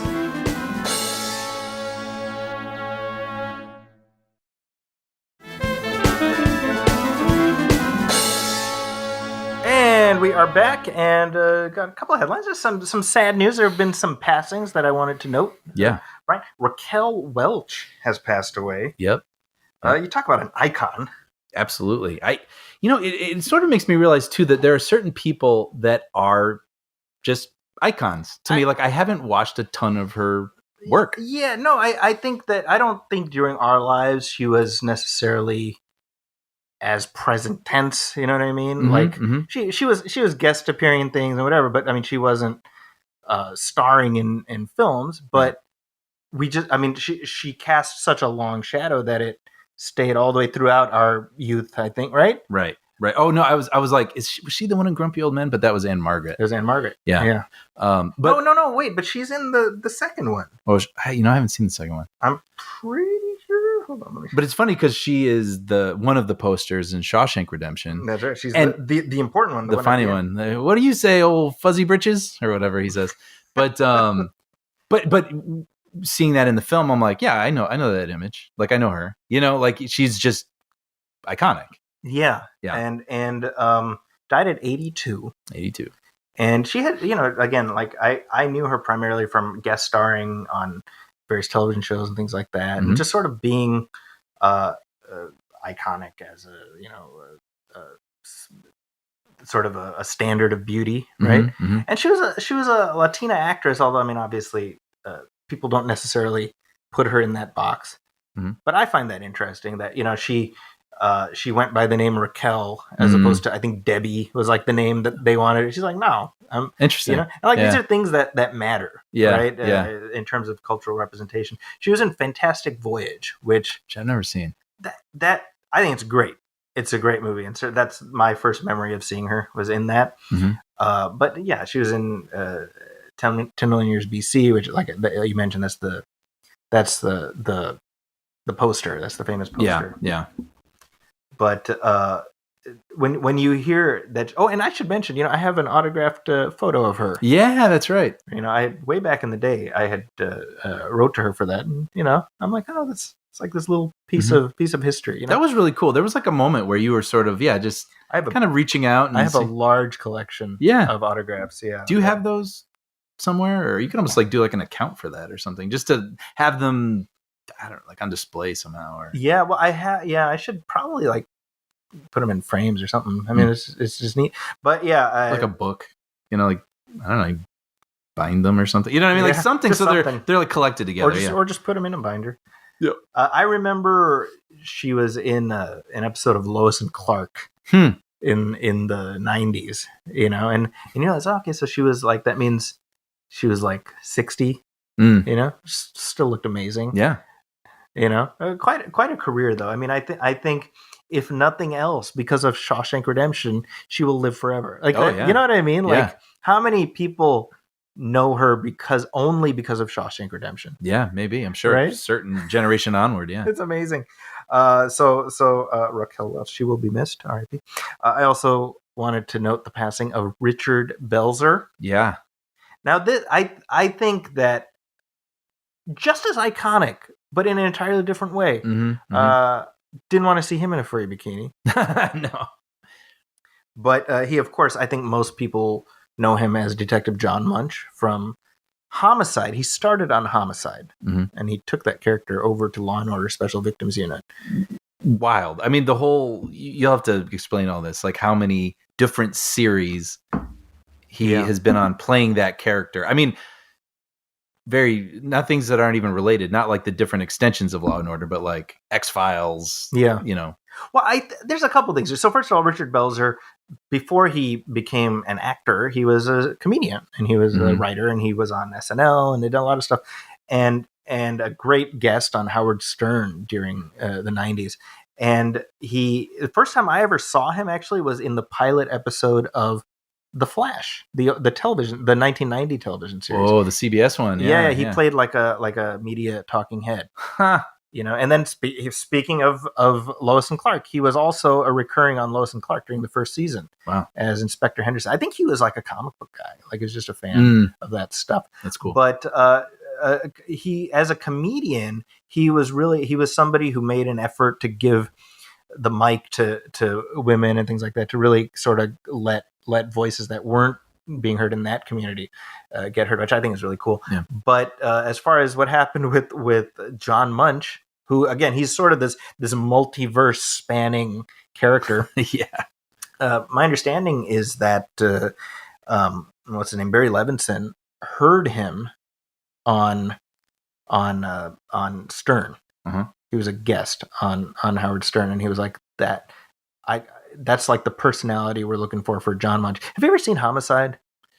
No. I think we've talked about this. So Homicide was in the 90s. It was like the gritty cop show that was even grittier than NYPD Blue. Wow. And so you had sort That's of like something. Yeah, so these shows were kind of in competition with each other in terms of, I remember there was a little bit of like, well, I watch Homicide, I don't watch it. It was like that. They're both great shows, right? Yeah. And the cast was out of this world. I mean, Andre Braugher and Ned Beatty and Yaphet Kotto and Giancarlo Esposito, and I mean, amazing cast, you know. Yeah. And it's a great show, and it's not available anywhere on streaming, which is damn. I was just gonna say, so frustrating. Yeah. I have it. I have the series on DVD, but anyway, so Homicide lasts for 7 years, does pretty well. And that's amazing for being in that time, like a kind of gritty network show, and lasts for 7 years. And it was almost despite itself because I think the ratings were never particularly great, but it just hung in there because it was really beloved by critics. Kind of like The Wire. Very much so. Yeah. And you don't get to The Wire without Homicide. Yeah. So during the course of Homicide, they, just to goose the ratings, they did a couple of Law and Order crossover episodes. Sure. So the shows were not, Dick Wolf had nothing to do with Homicide, but they were both on NBC, right? So it was like just a way to kind of get some eyeballs on Homicide.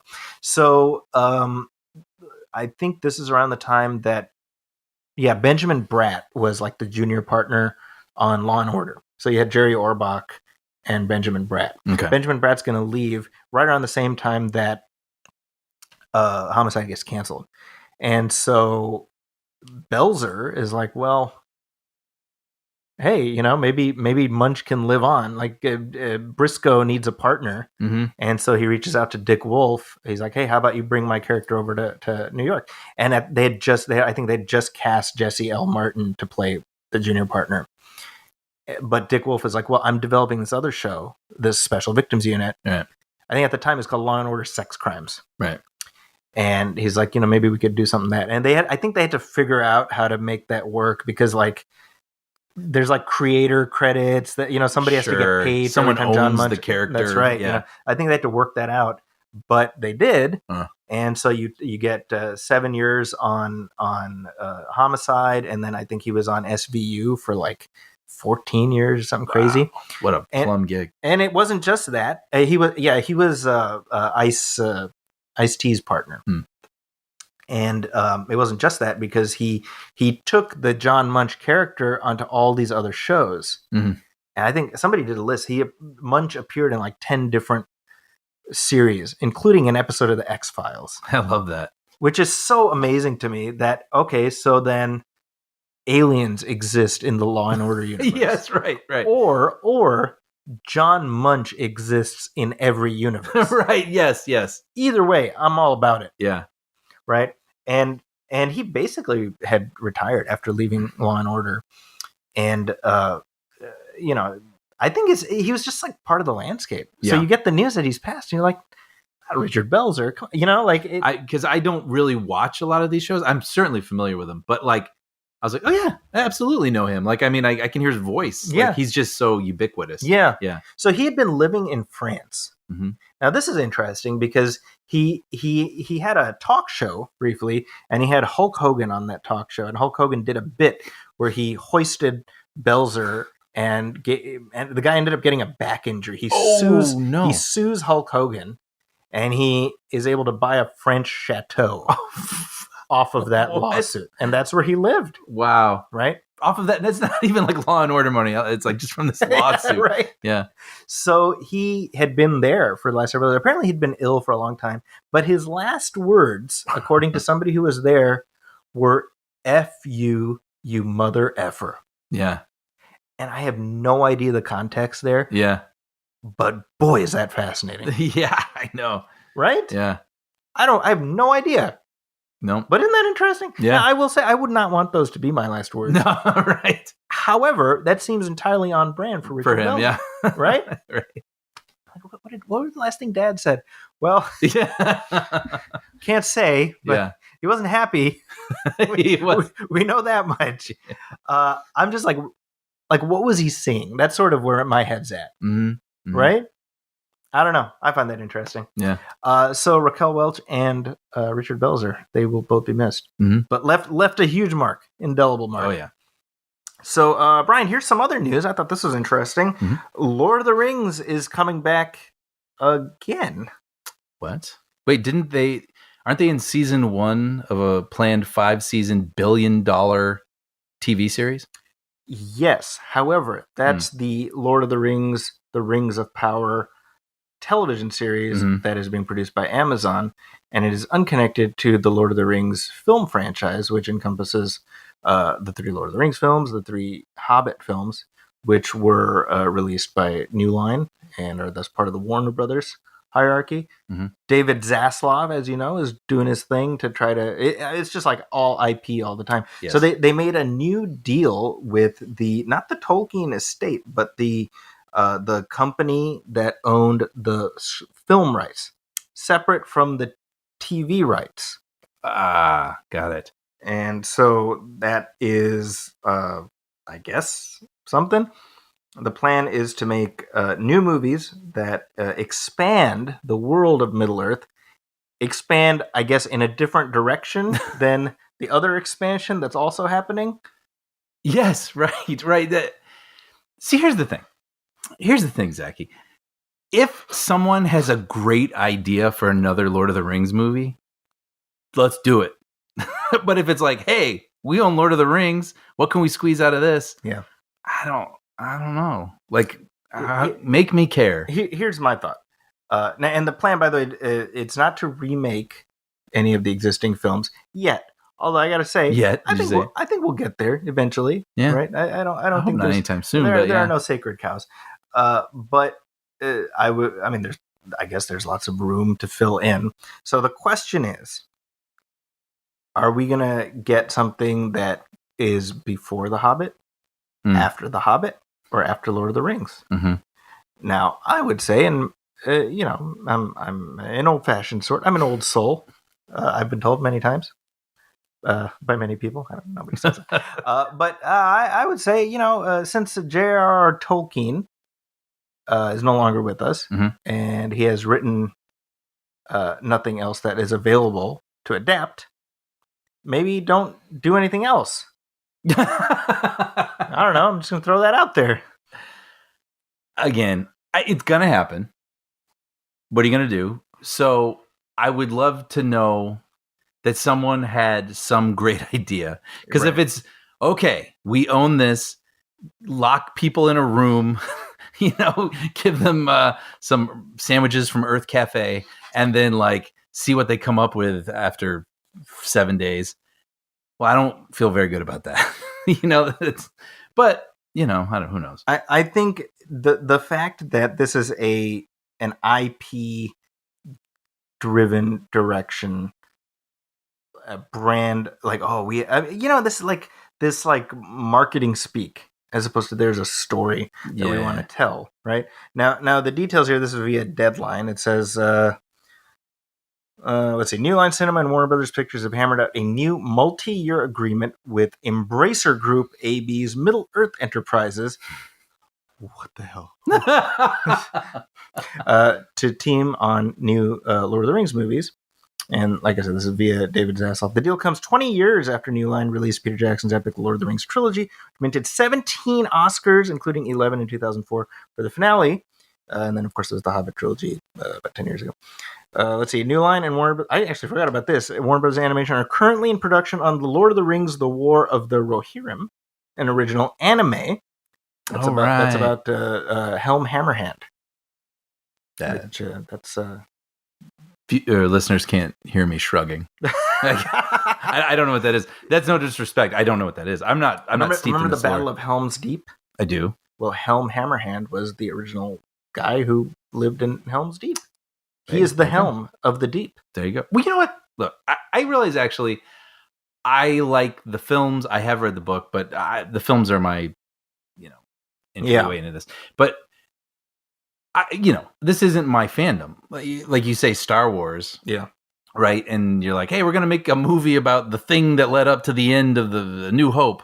If you tell it to a non-Star Wars fan, they're like, what? Like, why? That sounds stupid. And I'm like, wow, that was my favorite movie. And one of my favorite Star Wars movies. So it's like, I'm just the wrong guy to ask. But as a consumer, all I can ask is I hope it's good. Well, here a little more here. Middle Earth Enterprises owns exclusive worldwide motion picture, games, merchandising, stage, and other rights in certain Tolkien literary works, including Lord of the Rings and The Hobbit. They have licensed and produced films, games, stage productions, and merchandise based on the works for more than 4 decades. So why are they making more? Because that shit right there, what I just said, right? This ain't about no movies, right? It's about Monopoly editions and PlayStation games and all that stuff. Now, well, hold on, that sounds cool. The game, I'll take. Touche. Yeah. Now, that being said, I am predicting right now that they are going to do some tomfoolery where they're going to put some stuff out that directly sits right where the Rings of Power sits. Right in the time, they'll be like, this is the official thing. Right. They'll do that just to be jerks. Right. Well, we'll know see. it's going to happen. Yeah. I was gonna say I'm excited. I'm not excited, honestly. I'm really not. I'm, and people who listen know I say this a lot these days, especially. I'm like, let's let stories end. Yeah. Let's allow there to be value in something ending. The Return of the King ends with Bilbo and Frodo sailing off. Sam comes home. Credits. That's it. I don't want to pick up like 10 years later and Sam's like, all right, I'm about to go on a new adventure. No. I don't know. I don't want to know what happened after. I want them to live happily ever after. That's it, man. That's it. You know what? I know this is going to sound like, all right, old man. But like coming from the movie we just saw, there was like a preview for The Matrix. And like, after Star Wars and whatever in 1990, whatever, like The Matrix didn't exist. Yeah. Like that's a new mythology we have that's very exciting that every time I see it, I get giddy. Like, man, someone make something new for me to like get giddy about. Like make a new lore, make a new world, and I want something new to get excited about. Do it.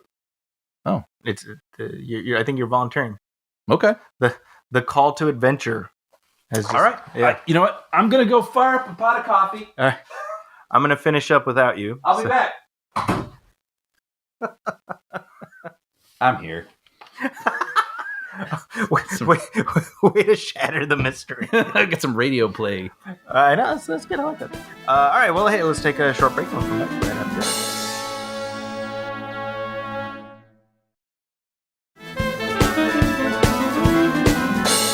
And we are back, and you know who else is back, Brian? Oh, who's that, Zaki? Why, it's Paul Rudd as lovable everyman hero Ant-Man.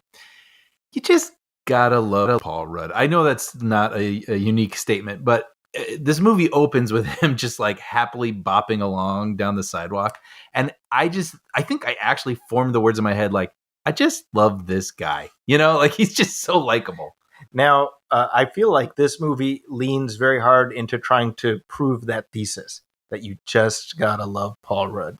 How so? What do you mean? At least in terms of the reviews. Oh, sure. They're Well. leaning very heavily on that. Now, worth mentioning, before we even get to our discussion, this is one of only 2 movies to have a rotten rating at 2 Marvel MCU movies to have a rotten rating at Rotten Tomatoes. Yeah. This and Eternals. Right.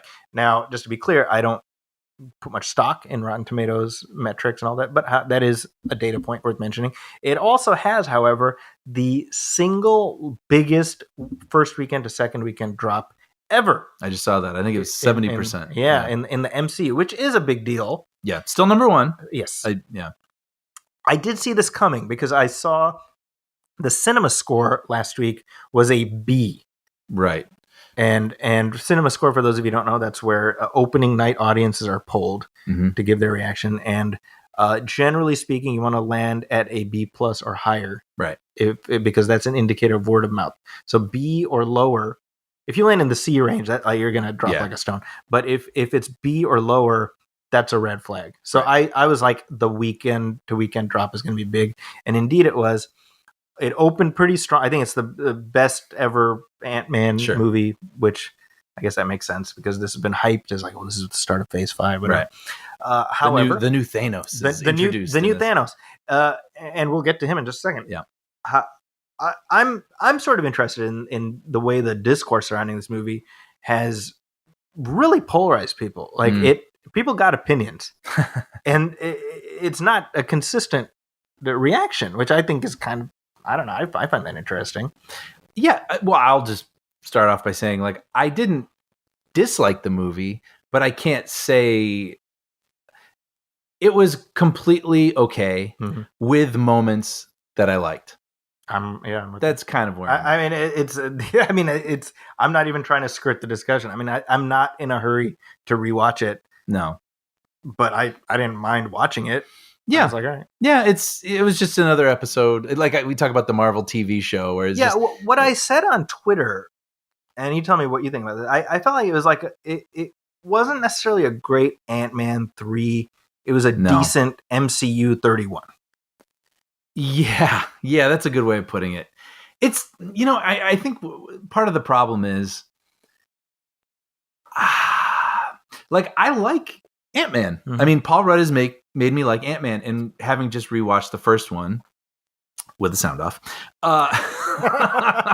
but we kept commenting on how fun it was to just really lean into his unique skill set. So it's like it's in San Francisco or whatever it is, and it's what if this guy bops around and he's too small in a bathtub, and then water becomes big, and at the fight at the end in this little girl's bedroom, and Thomas the Tank Engine becomes enormous and a weapon you can throw into the street. Like that's the stuff that is unique to Ant-Man that I really jive with, right? And so I think this one, bulk of it takes place in the quantum realm, and halfway through the movie I felt like, I feel like I'm watching Valerian. What is it? The City of a Thousand Planets or whatever. Right, yeah. Where it's like I'm not watching an Ant-Man movie. Like I'm watching another space film thing with like, here's the, this bar that takes place in this thing. And here's these people, and they, some of the people look like humans and some look like this. I'm like, oh, okay. So I'm like orienting the whole time, trying to decide if I even care about this universe.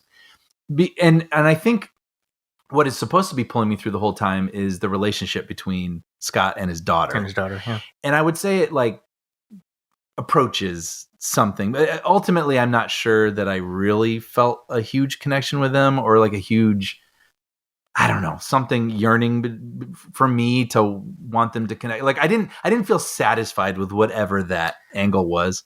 I think to your point, well, a couple things, right? This is a new Cassie, new Cassie, in that there was the little girl who played her in the first 2 films, but then it was a different actress in Avengers Endgame. And I don't know why they made the switch. I think Catherine Newton is fine, but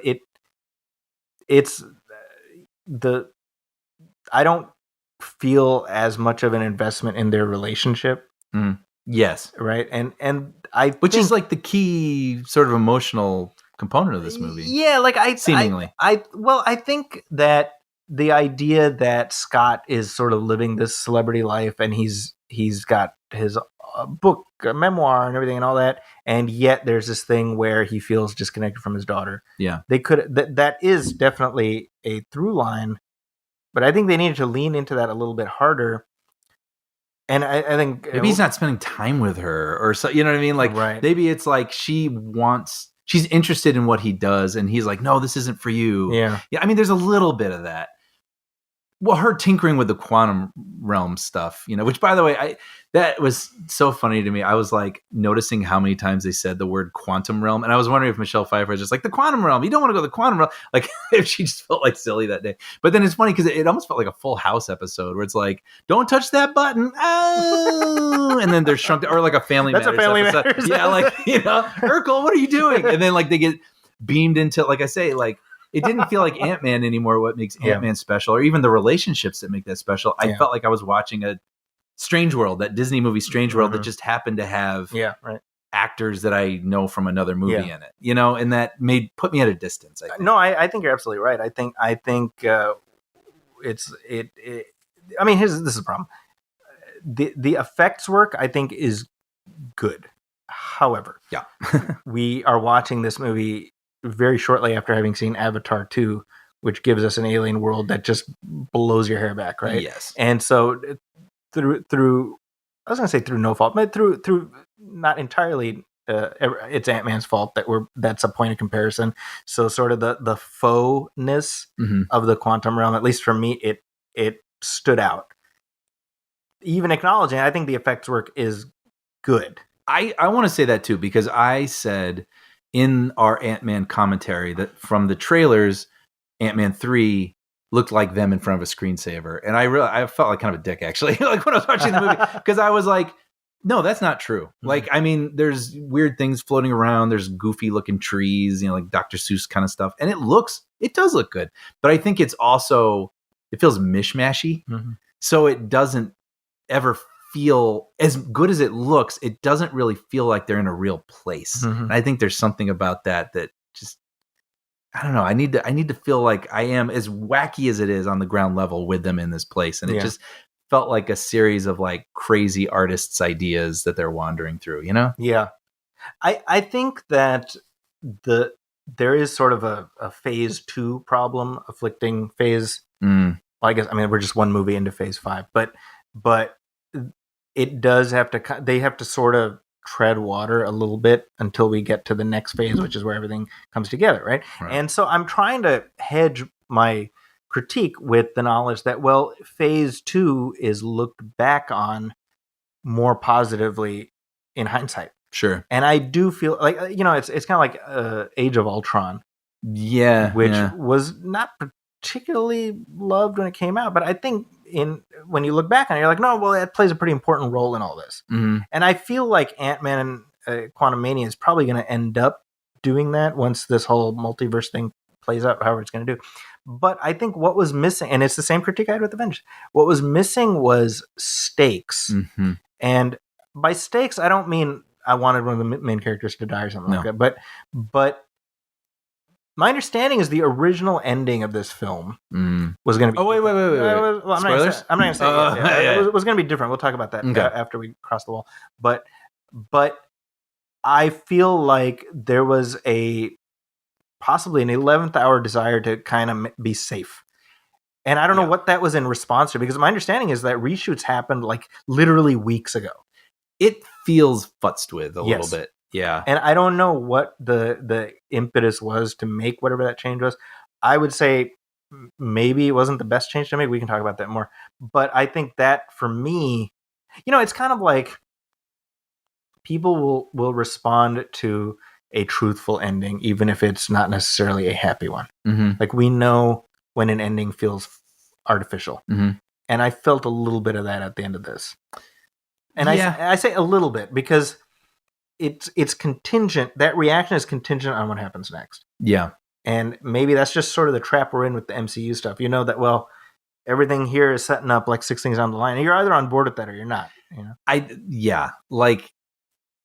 See, that's kind of my problem with it. I won't say specifically, but at the end, there's sort of like everyone banding together to do the thing. Yeah. With strangers. So it's like our heroes and strangers kind of banding together. And I did not feel it at all. Like, I didn't care about this world. I didn't understand this world. I was not attached to any of the people, the new people that we met. And it's like, if they had just done whatever that is, tighten screws or add this or that, or some sort of like moment where they really bond with people, and that could have been really powerful and fun. But it did just feel like a stepping stone to another story and a thing that these characters experience. And so I know that these are chapters in a large story, but like, man, darn it. Like, just I always admired Vince Gilligan when he was writing Breaking Bad, because he would do these seasons or episodes, and he was like, we always wrote ourselves into a corner, and we're like, how the hell are we getting out of this corner? And they always did. Mm-hmm. And it's like, but they threw it on the table, and that's why you couldn't stop watching, because they screwed themselves. You know, like they're like, this, let's take everything away. Let's like do the crazy thing that like, I don't know how they're going to get out of this.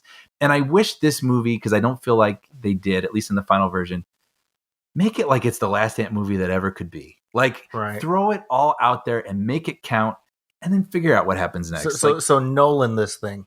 Well, no, I'm not saying like, you know, you have to like have a definitive ending, but like, no, but like with The Dark Knight, he's like, we didn't know if we were going to. Yes, right? Exactly. Yeah, like throw it all out there and give me everything. So, like you said, stakes. Like there was just a real lack of stakes with this. Yeah, and I sound more negative than I really am.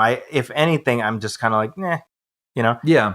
I should give my kids' perspectives. You know, first of all, Hamza, my oldest, Thor: Love and Thunder is his benchmark for the worst. I find that fascinating. Yeah. He's like, well, it's not Thor: Love and Thunder. Yeah. But I think all of my kids landed at, they liked it less than the first one, better than the second one in terms of Ant-Man movies. Interesting. I haven't seen the second one since the theater. But. Yeah, I don't know where I'm at. I'm same as you. I haven't seen it since it came out.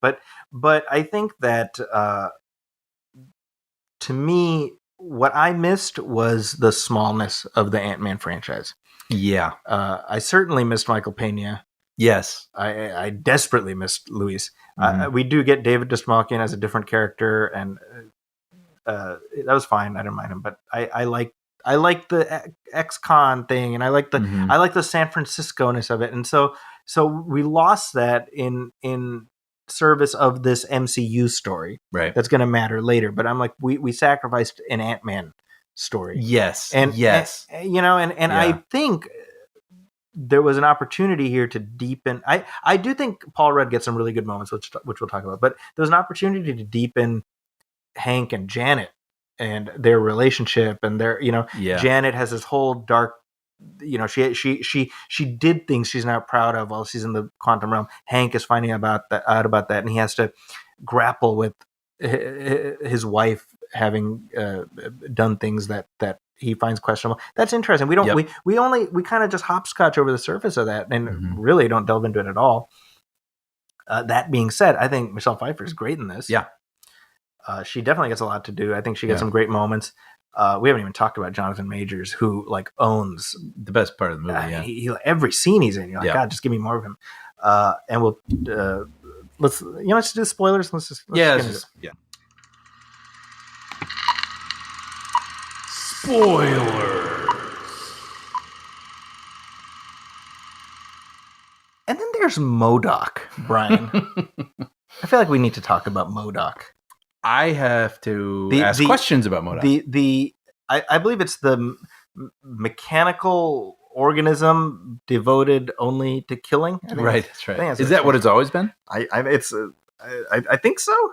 Okay, see, I know very little about MODOK, except that there was some sort of stop motion series with Patton Oswalt playing recently. Right.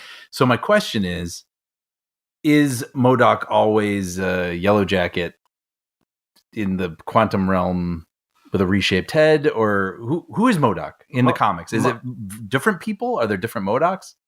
So MODOK in the comics looks exactly like the MODOK in this movie. Are there different MODOKs? I don't know, but I don't believe so. So in the comic books, MODOK is created by one of these evil organizations, and they're like, hey, we need a mobile organism devoted only to killing. And then somebody... So let's get a big head with little tiny arms and have it float around. Yeah, and I'm assuming they had a good run with that. Yeah, and he's like a goofy character. The writer, I think Jeff Loveness is his name. He's like, look, there's no serious way to do MODOK. There's just no way. He's a joke character, and I'm like, well, maybe. My sense is that the comics treated the character somewhat seriously, but I'll grant that. Okay, maybe. I would offer. Oh, I'm of two minds actually. I'm kind of bipolar when it comes to MODOK in the movie. I thought that Corey Stoll was a lot of fun. Yeah, playing it. You could tell he was having fun, and I enjoyed watching him. However, I thought it really kind of ruined the Darren Cross character from the first movie. Sure, as a menacing villain, right? Because he's such a goof in this, and it's so weird to me. Because you and I, we did a Ant-Man commentary just last week, and we're like, Corey Stoll, he's like really scary, and he's got this thing, and he's a guy with blood in his. And then in this, he's like, "Hey, don't be a dick, everybody!" And we're like, ha, ha, ha. Look at Darren Cross with his big head and his little baby legs, hilarious. Yeah, it's so odd. He didn't do a lot for me, although I appreciated the weirdness of it. Yeah, I would have liked. Again, I wish some of the other characters had been built out a little bit more, so I cared about them more. And then maybe that applies to this too. Like, I didn't really get attached to him. Yeah. So like, either save him for something else, or like, let's focus a little bit more on his arc. I guess, well, there is like kind of an arc, but I didn't get attached to it. The arc is him being a dick, and then what's her name is like, Cassie's like, "Hey, don't be a dick." He's like, "You're right. Yeah. I shouldn't be a dick," right? And it's never too late to not be a dick. Yeah. Which actually, I felt like, you're already printing buttons of that, aren't you? Like, it just felt so manufactured to me. But yeah. No, but like the thing, he has his like death scene. He's like, "Scott, I always thought of you as a brother," and I'm like, it doesn't make sense based on their relationship in the earlier film. Like, it's funny.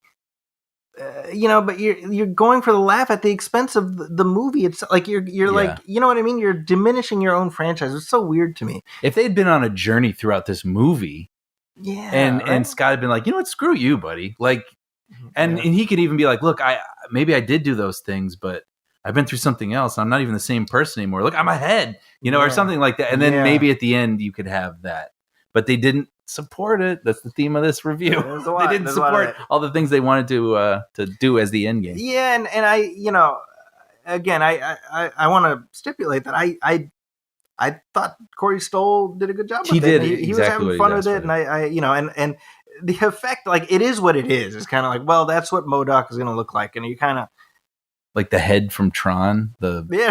Right.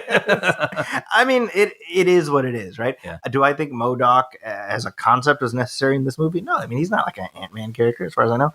But it's a weird. I mean, I was like, well, we can't not talk about him. Yeah. So it's another weird element, maybe undercooked. But with that in mind, I mean, let's talk about Jonathan Majors as Kang.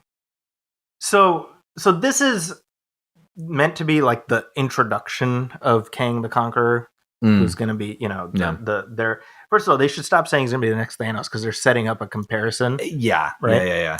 I find the character, I think it's the fact that you have Jonathan Majors, who is just a great actor. He's not like a CGI creation. I think that's helpful. He's a human. I think this whole idea of the multiverse and how that's all going to play out, I'm very interested. And I love the post-credit tease with the variants as just like, what the hell's going on? I like that. I like the what the hell's going on of it. The movie ends with this one-on-one brawl between Kang and Scott. Yeah. And Scott says, brutal. I don't have to win. You just have to lose. I loved that. Me too. But the movie undoes the sort of the finality of it. And I'm not saying he should be stranded in the quantum realm forever. I'm saying it should at least transcend the end of this movie. Right? I agree. Yeah. I loved that he does everything. He pushes Cassie through this portal. He's just getting his ass kicked by Kang. Hope comes through to rescue him. They are trapped now together. And if I felt any chemistry between Paul Rudd and Evangeline Lilly, that might have been even sort of like, well, we're stuck here together, but at least we have each other. So let's talk about that. What happened to Hope and Scott in this movie? I've never bought them romantically, and I don't know why. They feel like siblings. You know what I mean? Is it her Karen haircut in this one? No. No, I don't even, like I said, rewatching the first one with the sound off. But, when they catch them kissing at the end, I was like, I don't. Gross. I just didn't feel that tension. Interesting. She seems kind of annoyed by him all the time. So I wish I felt that. Maybe they're even at odds at the beginning of this movie and at the end. That's actually that's a great point because there's a scene which I thought was really cool where Scott is at like some probability vortex or whatever the hell. Yeah, you have all these variants of Scott. Yes, which is cool. I think it's a neat sequence, and it was fun. And you have like Dairy Queen or Baskin Robbins Scott or whatever. Yeah, and then Hope, same thing is happening, but like when she and Scott connect. Yes. All those variants disappear. Yes. Because they have each other and there's only right. So I think that's conceptually it's really cool. Yes. But I think to your point, we sort of accept that they're a couple because it's Ant-Man and the Wasp. Yeah. Right?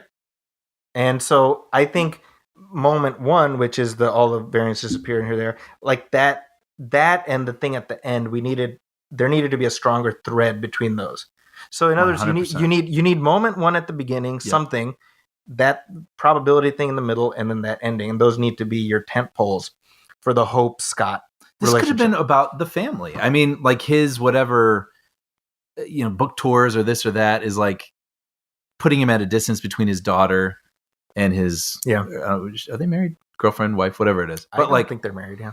But yeah, you know what I mean? And like it should have been a family story. Yeah. And that should have been the thread, the backbone of this movie through this adventure, like bringing them back together. You know? Although I will say, I kind of was saying that the father-daughter stuff, I don't think it was supported as well as it could have been, but there were good moments. I mean, I liked the moment when they were both captured by Kang, and Kang is threatening, he's just like, I'm going to kill her in front of you and you're going to relive that moment. I was like, whoa, like, you can sense Scott's anger and, just let my daughter go. Like, that's good stuff. And then also, Kang's dark. Just to pick up on that. Yeah. I like the idea of Ant-Man being the guy who has to face this. Yeah. Like it's just the power set is so wildly out of whack. Right. That's interesting to me. Right. Sorry, I didn't mean to cut you off. No, that's exactly it. I mean, yeah. So, I mean, that's why I say, I mean, it wasn't a total loss. Like there was some, it was punctuated with some moments I really felt, which only made me wish they were better supported. Yeah. Yeah. Well, and I think that the backstory that they establish, how Janet is trapped in the quantum realm, and then he shows up, like that stuff, the relationship between them is really interesting. The de-aging on Michelle Pfeiffer, by the way, amazing. It's just getting better with each one. And them together and working on that thing and her touching the ship and realizing finding out. Great. Yeah. Great stuff. I really like that. Yeah. And I, as a comic book fan, I love how they visualized the comic book version of Kang in this context where, in the comics, he has like a mask that's blue and it's got the lines, and they're like, well, how do we do that but still keep it as Jonathan Majors and keep him human? They do this interesting thing where his helmet has like a blue screen over his face. Oh yeah. It's just cool, right? I'm like, you look at me like, well, yeah, that's Kang. I had a Kang action figure when I was, in the 80s. Like, oh really? Yeah. Huh. So he's a character I've known for a long time. And I think that's that idea of like he has all these variants. And we talked about, how Majors kind of previewed his character in Loki. I actually kind of like that one of the credit teases. Yes. Alludes to his continued Loki's sort of presence in the MCU. Yeah. Well, what I like too is he didn't really work for me in Loki, if I'm being honest. It sort of felt but he wasn't supposed to.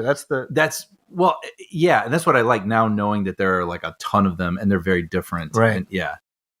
Yeah. I think that the going back to what we were saying before, my sense is that the original ending was something along the lines of Hope and Scott are trapped in the quantum realm. Kang escapes or disappears or whatever, and it's kind of like, well, what's going to happen next? And then his daughter's out there, and she could be the hero. You set yourself up for interesting things. But the idea that Hope and Scott are trapped, and then Cassie's like bleep bloop bloop portal. I'm like, well, it was way too easy, right?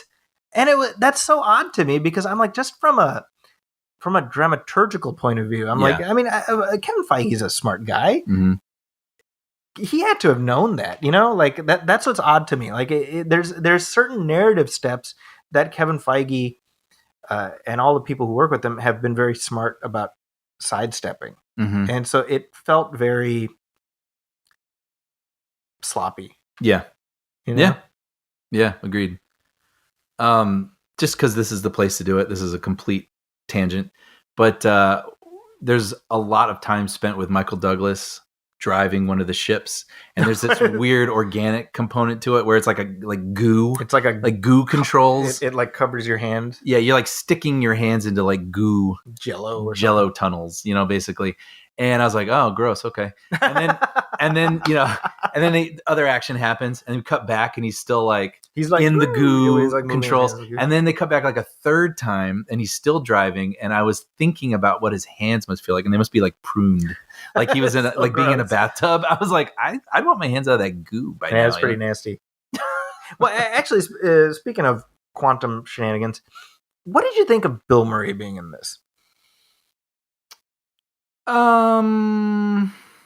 Not a lot. I mean, certainly for being a character that you want me to remember after the movie's over, I remember him. You know what I mean? And like it's interesting that he adds backstory that we don't need to really dig into to understand more about, you know, Pfeiffer's time in there. Whatever. Did you? Maybe it was just. No, I mean, actually, I sounded really negative. Like it was fine. I didn't feel. I felt. I was like, that's Bill Murray. Like, what's he doing there? Yeah, sure. That's what it felt like to me. Like, I was like, the character is not substantial enough to make me forget that this is Bill Murray and what's he doing here? Like, I don't know. Funny. I just had a hard time getting past that. And it's weird to think, too, that in this world that I thought was just like infinite blobby things flying around, it's like, there's Bill Murray's in there. Like, you know what I mean? Like, there's like humans and they have like buttons and bars and, you know. Apparently him and Michelle Pfeiffer had a thing. Yeah. Apparently. Yeah. Right? Which I don't know. Doesn't that warrant a discussion? Yeah. Right. Right? I mean, I have to wonder what Michael Douglas was thinking while just being told here, the actor. Yeah. Yeah, Michael Douglas as he's performing in front of nothing, and you know, I mean, I think that Hank. I like towards the end of the film where you have the ant army that he held. I thought that stuff was cool, but it definitely felt like they were trying to figure out what to do with Hank to give him something to do. Yeah. You know. And there's a thing where he's like, "Well, when you were gone, I dated somebody named Vicky or something like that." You know, and what happened? She wasn't you, baby. Yeah. And I was like. I think we talked about it. I was like, well, Indiana Jones says that to Marion in she wasn't you. Yeah, they weren't you. And I was like, and I was wondering, is that like a famous saying of people from that vintage with, like, you know? Yeah, like everybody, let's Amscray. Like some sort of like old, like I don't know. I'll tell you that line didn't work for me. It felt very, very like, how do we make him okay with it? And like, yeah, he had a life too, and but it wasn't you, baby. They love each other because we're not going to show you anything else to indicate that they have any sort of relationship. You know, like that's kind of how it felt to me. But well, hey, what do we think about nanite costumes? Dude, I'm so done with nanite costumes. It's just so funny. It's like someone will just be staying there, like, oh. Like hit their chest and all of a sudden they have like a spacesuit on, and it's at this point, honest, I used to annoy me, and now I'm so like whatever. I'm opposite. It annoys me more. With each movie. Maybe because I'm like ahead of it. Like I was annoyed with it. I can't be annoyed anymore. It's like it just is what it is. This is like a pebble in my shoe. Every time they hit a little button and just a bunch of Gleep Glop shows up on their face. Yeah, I'm like, no. Right, like a Darth Vader helmet appearing out of nowhere. Out of nowhere. Yeah. That's the thing, right? I mean, you have to. Brian, what am I doing? Oh wait, this is really dark. Sorry, guys, but I said this to you, I think, where or maybe I said to Sean. I was like, I kind of want to see it used, like actually make it mean something. So, like maybe if you're fighting someone and you can't figure out how to defeat them, like have the helmet, like nanites go into someone's mouth, and then the helmet expand and then it blows up like a creature's head. That's disgusting. But it's disgusting, but like it makes me feel like this thing actually weighs something or it means something or you can use it. It's like I don't know. I didn't know it's gross. Sorry. Send the nanites up Thanos' butt. Exactly. Yes. Could have solved that problem. Yeah. Or the whole suit, the whole Ant-Man suit. Have like the suit go up, Kang's butt eventually. Wouldn't that be hilarious if that was what ends phase 5 or 6 or whatever it is? We should mention it's very funny that there's like a video thing at like a Disney Marvel restaurant or something, and they have a video of Paul Rudd as Scott Lang explaining how the up the butt strategy would not have worked against Thanos. Like, this is a licensed official thing. It's Paul Rudd as Scott Lang being like, first of all, gross. Second of all, it wouldn't have worked because blah blah blah. And I'm like, you did it, internet. You did it. That's right. All right, wait. I'm going to keep workshopping this. You don't need to do the helmet and blow up someone's head. That's a lot. That's very Cronenberg. Like we're not going there. But like maybe you have like a spear or like some sort of weapon that like appears out of nowhere, and somehow you're able to like get it in someone, and then you see the spear like appear out their chest. Like you could do that in a Marvel movie. That. So then it feels at least like there's some sort of logic or physics or something tangibility to it. I mean, I guess they find this an acceptable workaround to let me change into my suit type of thing. But I'm just I gotta admit I kind of get it. You know what? Here's the thing. As far as I'm concerned, I'll buy that. And I have it like under my regular clothes, even if that itself is ridiculous. Sure. Like you say, well, how could Clark Kent be wearing Superman's suit under his clothes? It makes no sense. Mm-hmm. Where does his cape? Like, how does that? You know what I mean? We don't think about it though. No. Right? No. I'm like, just do that. I don't know. Yeah. So the movie ends. We get 2 post-credit sequences. We get one with the Council of Kangs. Yeah. This is all multiversal variants of Kang from across time. I recognize 2 of them. One, the Egyptian-looking one, is called Rama Tut, who is so Kang. That's kind of interesting in the comic books, at least. He's from I think the 31st century, something like that, and his name is Nathaniel Richards. In that he is a descendant of Reed Richards, which makes me, I don't know if that's the case. Now I know that there was a line of dialogue from the quantum realm time when Janet and Kang were in the past, where she refers to him as Nathaniel, and they cut that. Maybe it's just they want to keep their options open. I don't know, but it makes me wonder: is Reed Richards going to be black in the MCU? Right? Yeah, that could be interesting. I mean, they must have someone in mind already, right? I would think because that movie's on the calendar. But so we see Rama Tut. We also see a character called Immortus, who's another version of Kang. But the idea is that you have these Kangs from across the multiverse, and they all have their little. It's like gangland. Like you have like the boss of this territory, that territory, and the reason that they banished Kang the Conqueror is because he was trying to wipe out the multiverse or conquer whatever. So he only had his timeline where he was a king or something. Yes. Yeah. So that's interesting. And then we get the Flash, rather it's the post credit scene. Yeah. I'm assuming it's a clip from Loki season 2. Right. So we've got Mobius and Loki, and they see another King variant in like the 1920s or something. Right. And that character, I forget the name, but that's a character from the comics. It's like another Kang variant. And I'm like, well, that's interesting because Loki suddenly has the series has a key role to play in threading this multiverse story that they're telling, right? So that's interesting. So anyway, here's my point.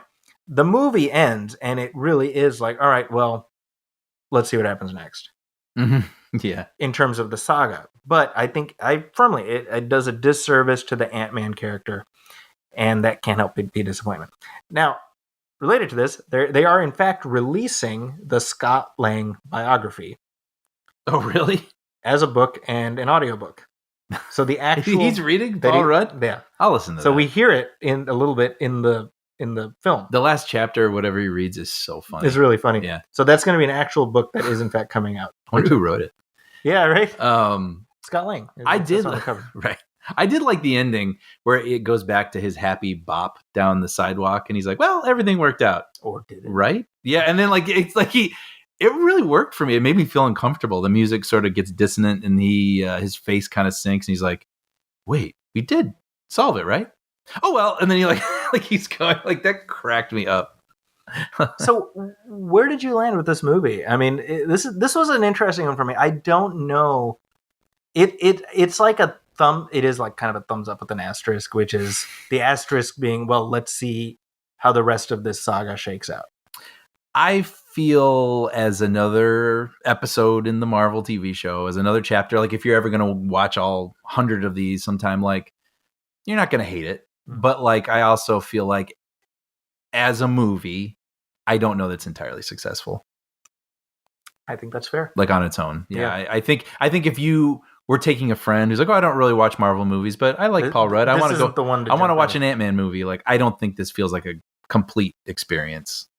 And frankly, I'm down with the continuation and the whatever, but like I also feel like these movies should feel like complete. I think the absence of stakes at the end of the film was disappointing. And again, just to reiterate, I'm not saying kill off characters and like that, but there should be a weight to the choices that are made. Yes.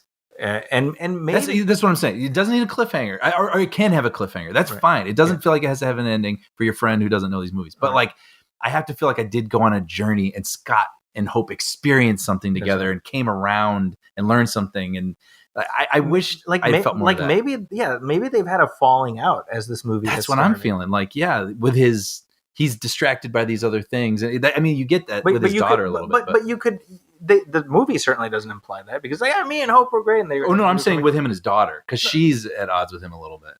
Well, but if the movie is going to end with Hope and Scott in the quantum realm, 100%, then that has to she goes back through it. That has to mean something. That's what I was saying earlier. Like I wish they had started at odds. Yeah. And yes, exactly. Her sacrifice, like she would jump through any hoop because she loves that guy more than anything, you know, and so we would at least have some completed arc at the end of this movie. That's like, it's funny because when I look at the previous films, right, you know, there's Michael Pena and those guys. There's Judy Greer, there's Bobby Cannavale. Like I liked those aspects. I liked the color of this small of the Marvel universe, right? So I'm like, well, if you're going like heavier, then it should feel heavier. Yeah. And you're trying to have it both ways, and that I don't know. That it's unfortunate, but again, it's hard for me to say thumbs down on this because I'm just like, well, no. Black Adam's a thumbs down movie for me. You know what I mean? Like that movie just doesn't work. But like, I had a fine time with it. Yeah. Like but I wish it had been a stronger, singular movie. But as the chapter, I was like, Now here's my question: do you think that the MCU is losing its swing a little bit post Endgame? I do. I'm trying to figure out why. Like, because the other ones, that was like lightning in a bottle. Like they were able to introduce, you had Captain America, the movie. You had, all these individual movies, and they all kind of wove together on this trajectory that was a really successful landing. And I don't know what they're doing right now. Like, I don't know if they are all leading someplace, but they do. A lot of these movies feel adrift. And so that's why I'm saying, like, why not just have like a solid beginning to end movie? And then at some point you can tie that into some greater scheme later if you want. And so, none of them have felt vital to me. Like, I don't mind them, but they don't feel, each film doesn't feel vital to me. I think that when we look at Phase 4, which admittedly I'm kind of struggling. I think Shang-Chi really landed for Enjoyed me that strongly. a lot. Yeah. That was this is exactly what I'm talking about. Like, it was an introduction of a person. It will somehow factor into something bigger. Sorry to interrupt. No, but you're absolutely right. But it had an arc. It had, it wrapped up, but it can continue forward, I absolutely agree. Yeah. And I mean, we had Spider-Man No Way Home, which was kind of just a little unicorn of a thing. Yeah. You almost have to put that in its own, which I loved. Yeah. Yeah. Right. That's the only Marvel movie in the past maybe 10 years or something I've watched maybe more than twice. Really? Yeah. I've seen it like 3 times. And that's really leaning into the Spider-Man of it all, right? Yes. So that's a unicorn. But like Eternals, it's funny because you and I talked about Eternal. I have not watched it. I watched it one time. Mm-hmm. And I'm like, I'm glad they kind of went for it and tried to do something different. It did not work for me. That is a thumbs down for me. But I'm also like, I'm glad it exists. Like, I love the swing. Yeah, I don't. If you miss on a swing, I respect right, it. right. I respect it. Exactly. See, that's what I find slightly frustrating about this, where I'm like, you fidgeted with it at the end, and you didn't make the movie better. You know, Yeah, I think you made it worse. And maybe they don't want two movies ending with Scott trapped in the quantum realm. Maybe that's it. Sure. Maybe. Yeah, I can understand that. But again, I might not have even thought about that if I gave I felt all I was thinking about was Hope and Scott reuniting and like healed or something. Like that's all I would have thought about. Like, oh, I'm so happy for them, you know. But they didn't go for that. Even if they're separated at the end, like, and that's something tragic. But she tried. Yeah. You know, or you know. Yeah. Or maybe he pushed her away, you know, or something to save her, and she's like, "Whoa." Yeah. Yeah. I don't know. I mean, it says Ant-Man will return, and Thor: Love and Thunder. It's amusing to me how much Hamza disliked it, but that was a very inconsequential film in my opinion. Yeah. And yet when it ended, it says Thor will return. It's like, all right, well, Thor will return. That's fine. Mm-hmm. So this ends as Ant-Man will return. Okay, well, I'm looking forward to seeing Ant-Man again. Mm-hmm.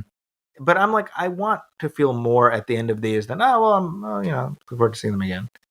That I couldn't say it better. Yeah, right? That's exactly it. Well, I think that's a good place to leave this discussion. What do you think? Mm-hmm. So those are our thoughts on Ant-Man Quantumania, Ant-Man and the Wasp Quantumania. Although, honestly, for all the screen time she has, I think it's very generous including her name in the title. Yeah, kind of a bummer. Honestly, yeah. But let us know. Let us know what you thought. This has been a very polarizing film. I really, I've seen such a spectrum of reactions.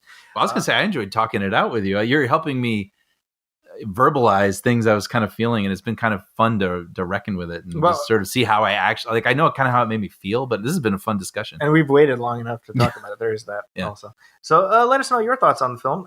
You can always email us at moviefilmpodcast@gmail.com. You can also hit like on our Facebook page, which is facebook.com/moviefilmpodcast. You can message us there, and we do certainly love that. If you're looking for me, you can find me on Twitter at Zaki's Corner. That's ZAKIS Corner. It's also my website, justsaid.com. You can also read my reviews at the San Francisco Chronicle and also at IGN. Brian, what do you got going on? Well, currently, Puppy Dog Pals exists as a completed series, which is insane on Disney Plus. And no more episodes coming. No, wow, look at that. No, and I gotta admit, I'm pretty sure Michael, someone I work with, is listening to this right now, and I've got to admit, I have not watched the finale. It's in my DVR. I can't hit play. It's really weird. I'm like, I will watch it, but it's over. Yeah, then it's over. I should say, by the way, earlier today, I was talking to my wife, and my 9-year-old says, "Ask Uncle Brian if he's making any more episodes of Puppy Dog Pals." Oh, I wish I could say yes, but you know what though, I love that show. I mean, when I think back on it and all the craziness we were able to do, we did a whole Die Hard themed episode in this like preschool show with these two dogs. I mean, we were totally able to go to, our flights of fancy and whimsy and silly ideas. It's been amazing. I adore that show. But coming up, is there a scene where like a Rolly or Bingo are under a table while like a terrorist shoots Mr. Takagi in the head? Right. Yeah. You're out of table. We should have done something like that. Somebody's like, Bingo, booby. Yeah. We did get a welcome to the party pal in, and we got a few things. We got them jumping off a ledge with explosions in the background. We made it fireworks. So well done. And they were in like tank tops and slack pants. I like it. Yeah. But yeah, coming up soon is Young Jedi Adventures, which I'm very excited about. I can't believe that's approaching. That's on May the 4th. That'll be debuting. I think it's along with our Last Jedi commentary track. Oh yeah! Wow, big drop. So I'm excited about that. Yeah, and as for us, we have a commentary track which we have planned for soon. I'm excited. I'm not going to say what it is because that tends to screw us whenever I do that. I should learn my lesson. I never do. But if you like what we are doing here, please, in addition to your emails and whatnot, go to Apple Podcasts and leave a review, leave a star rating. Every little bit helps. And we sincerely appreciate that. We appreciate all the comments. Things like what Adam did with the supercut and stuff. My gosh, it's like just amazing. A lot. It really does, and it lights a fire under us to keep going. So, on behalf of my partner Brian Hall, my name is Zaki Hassan. This has been Movie Film 264. We'll catch you next time. Welcome, friends, it's the MovieFilm Podcast. MovieFilm Podcast, enjoy the show. Zaki and Brian are talking about movies. MovieFilm Podcast on the radio.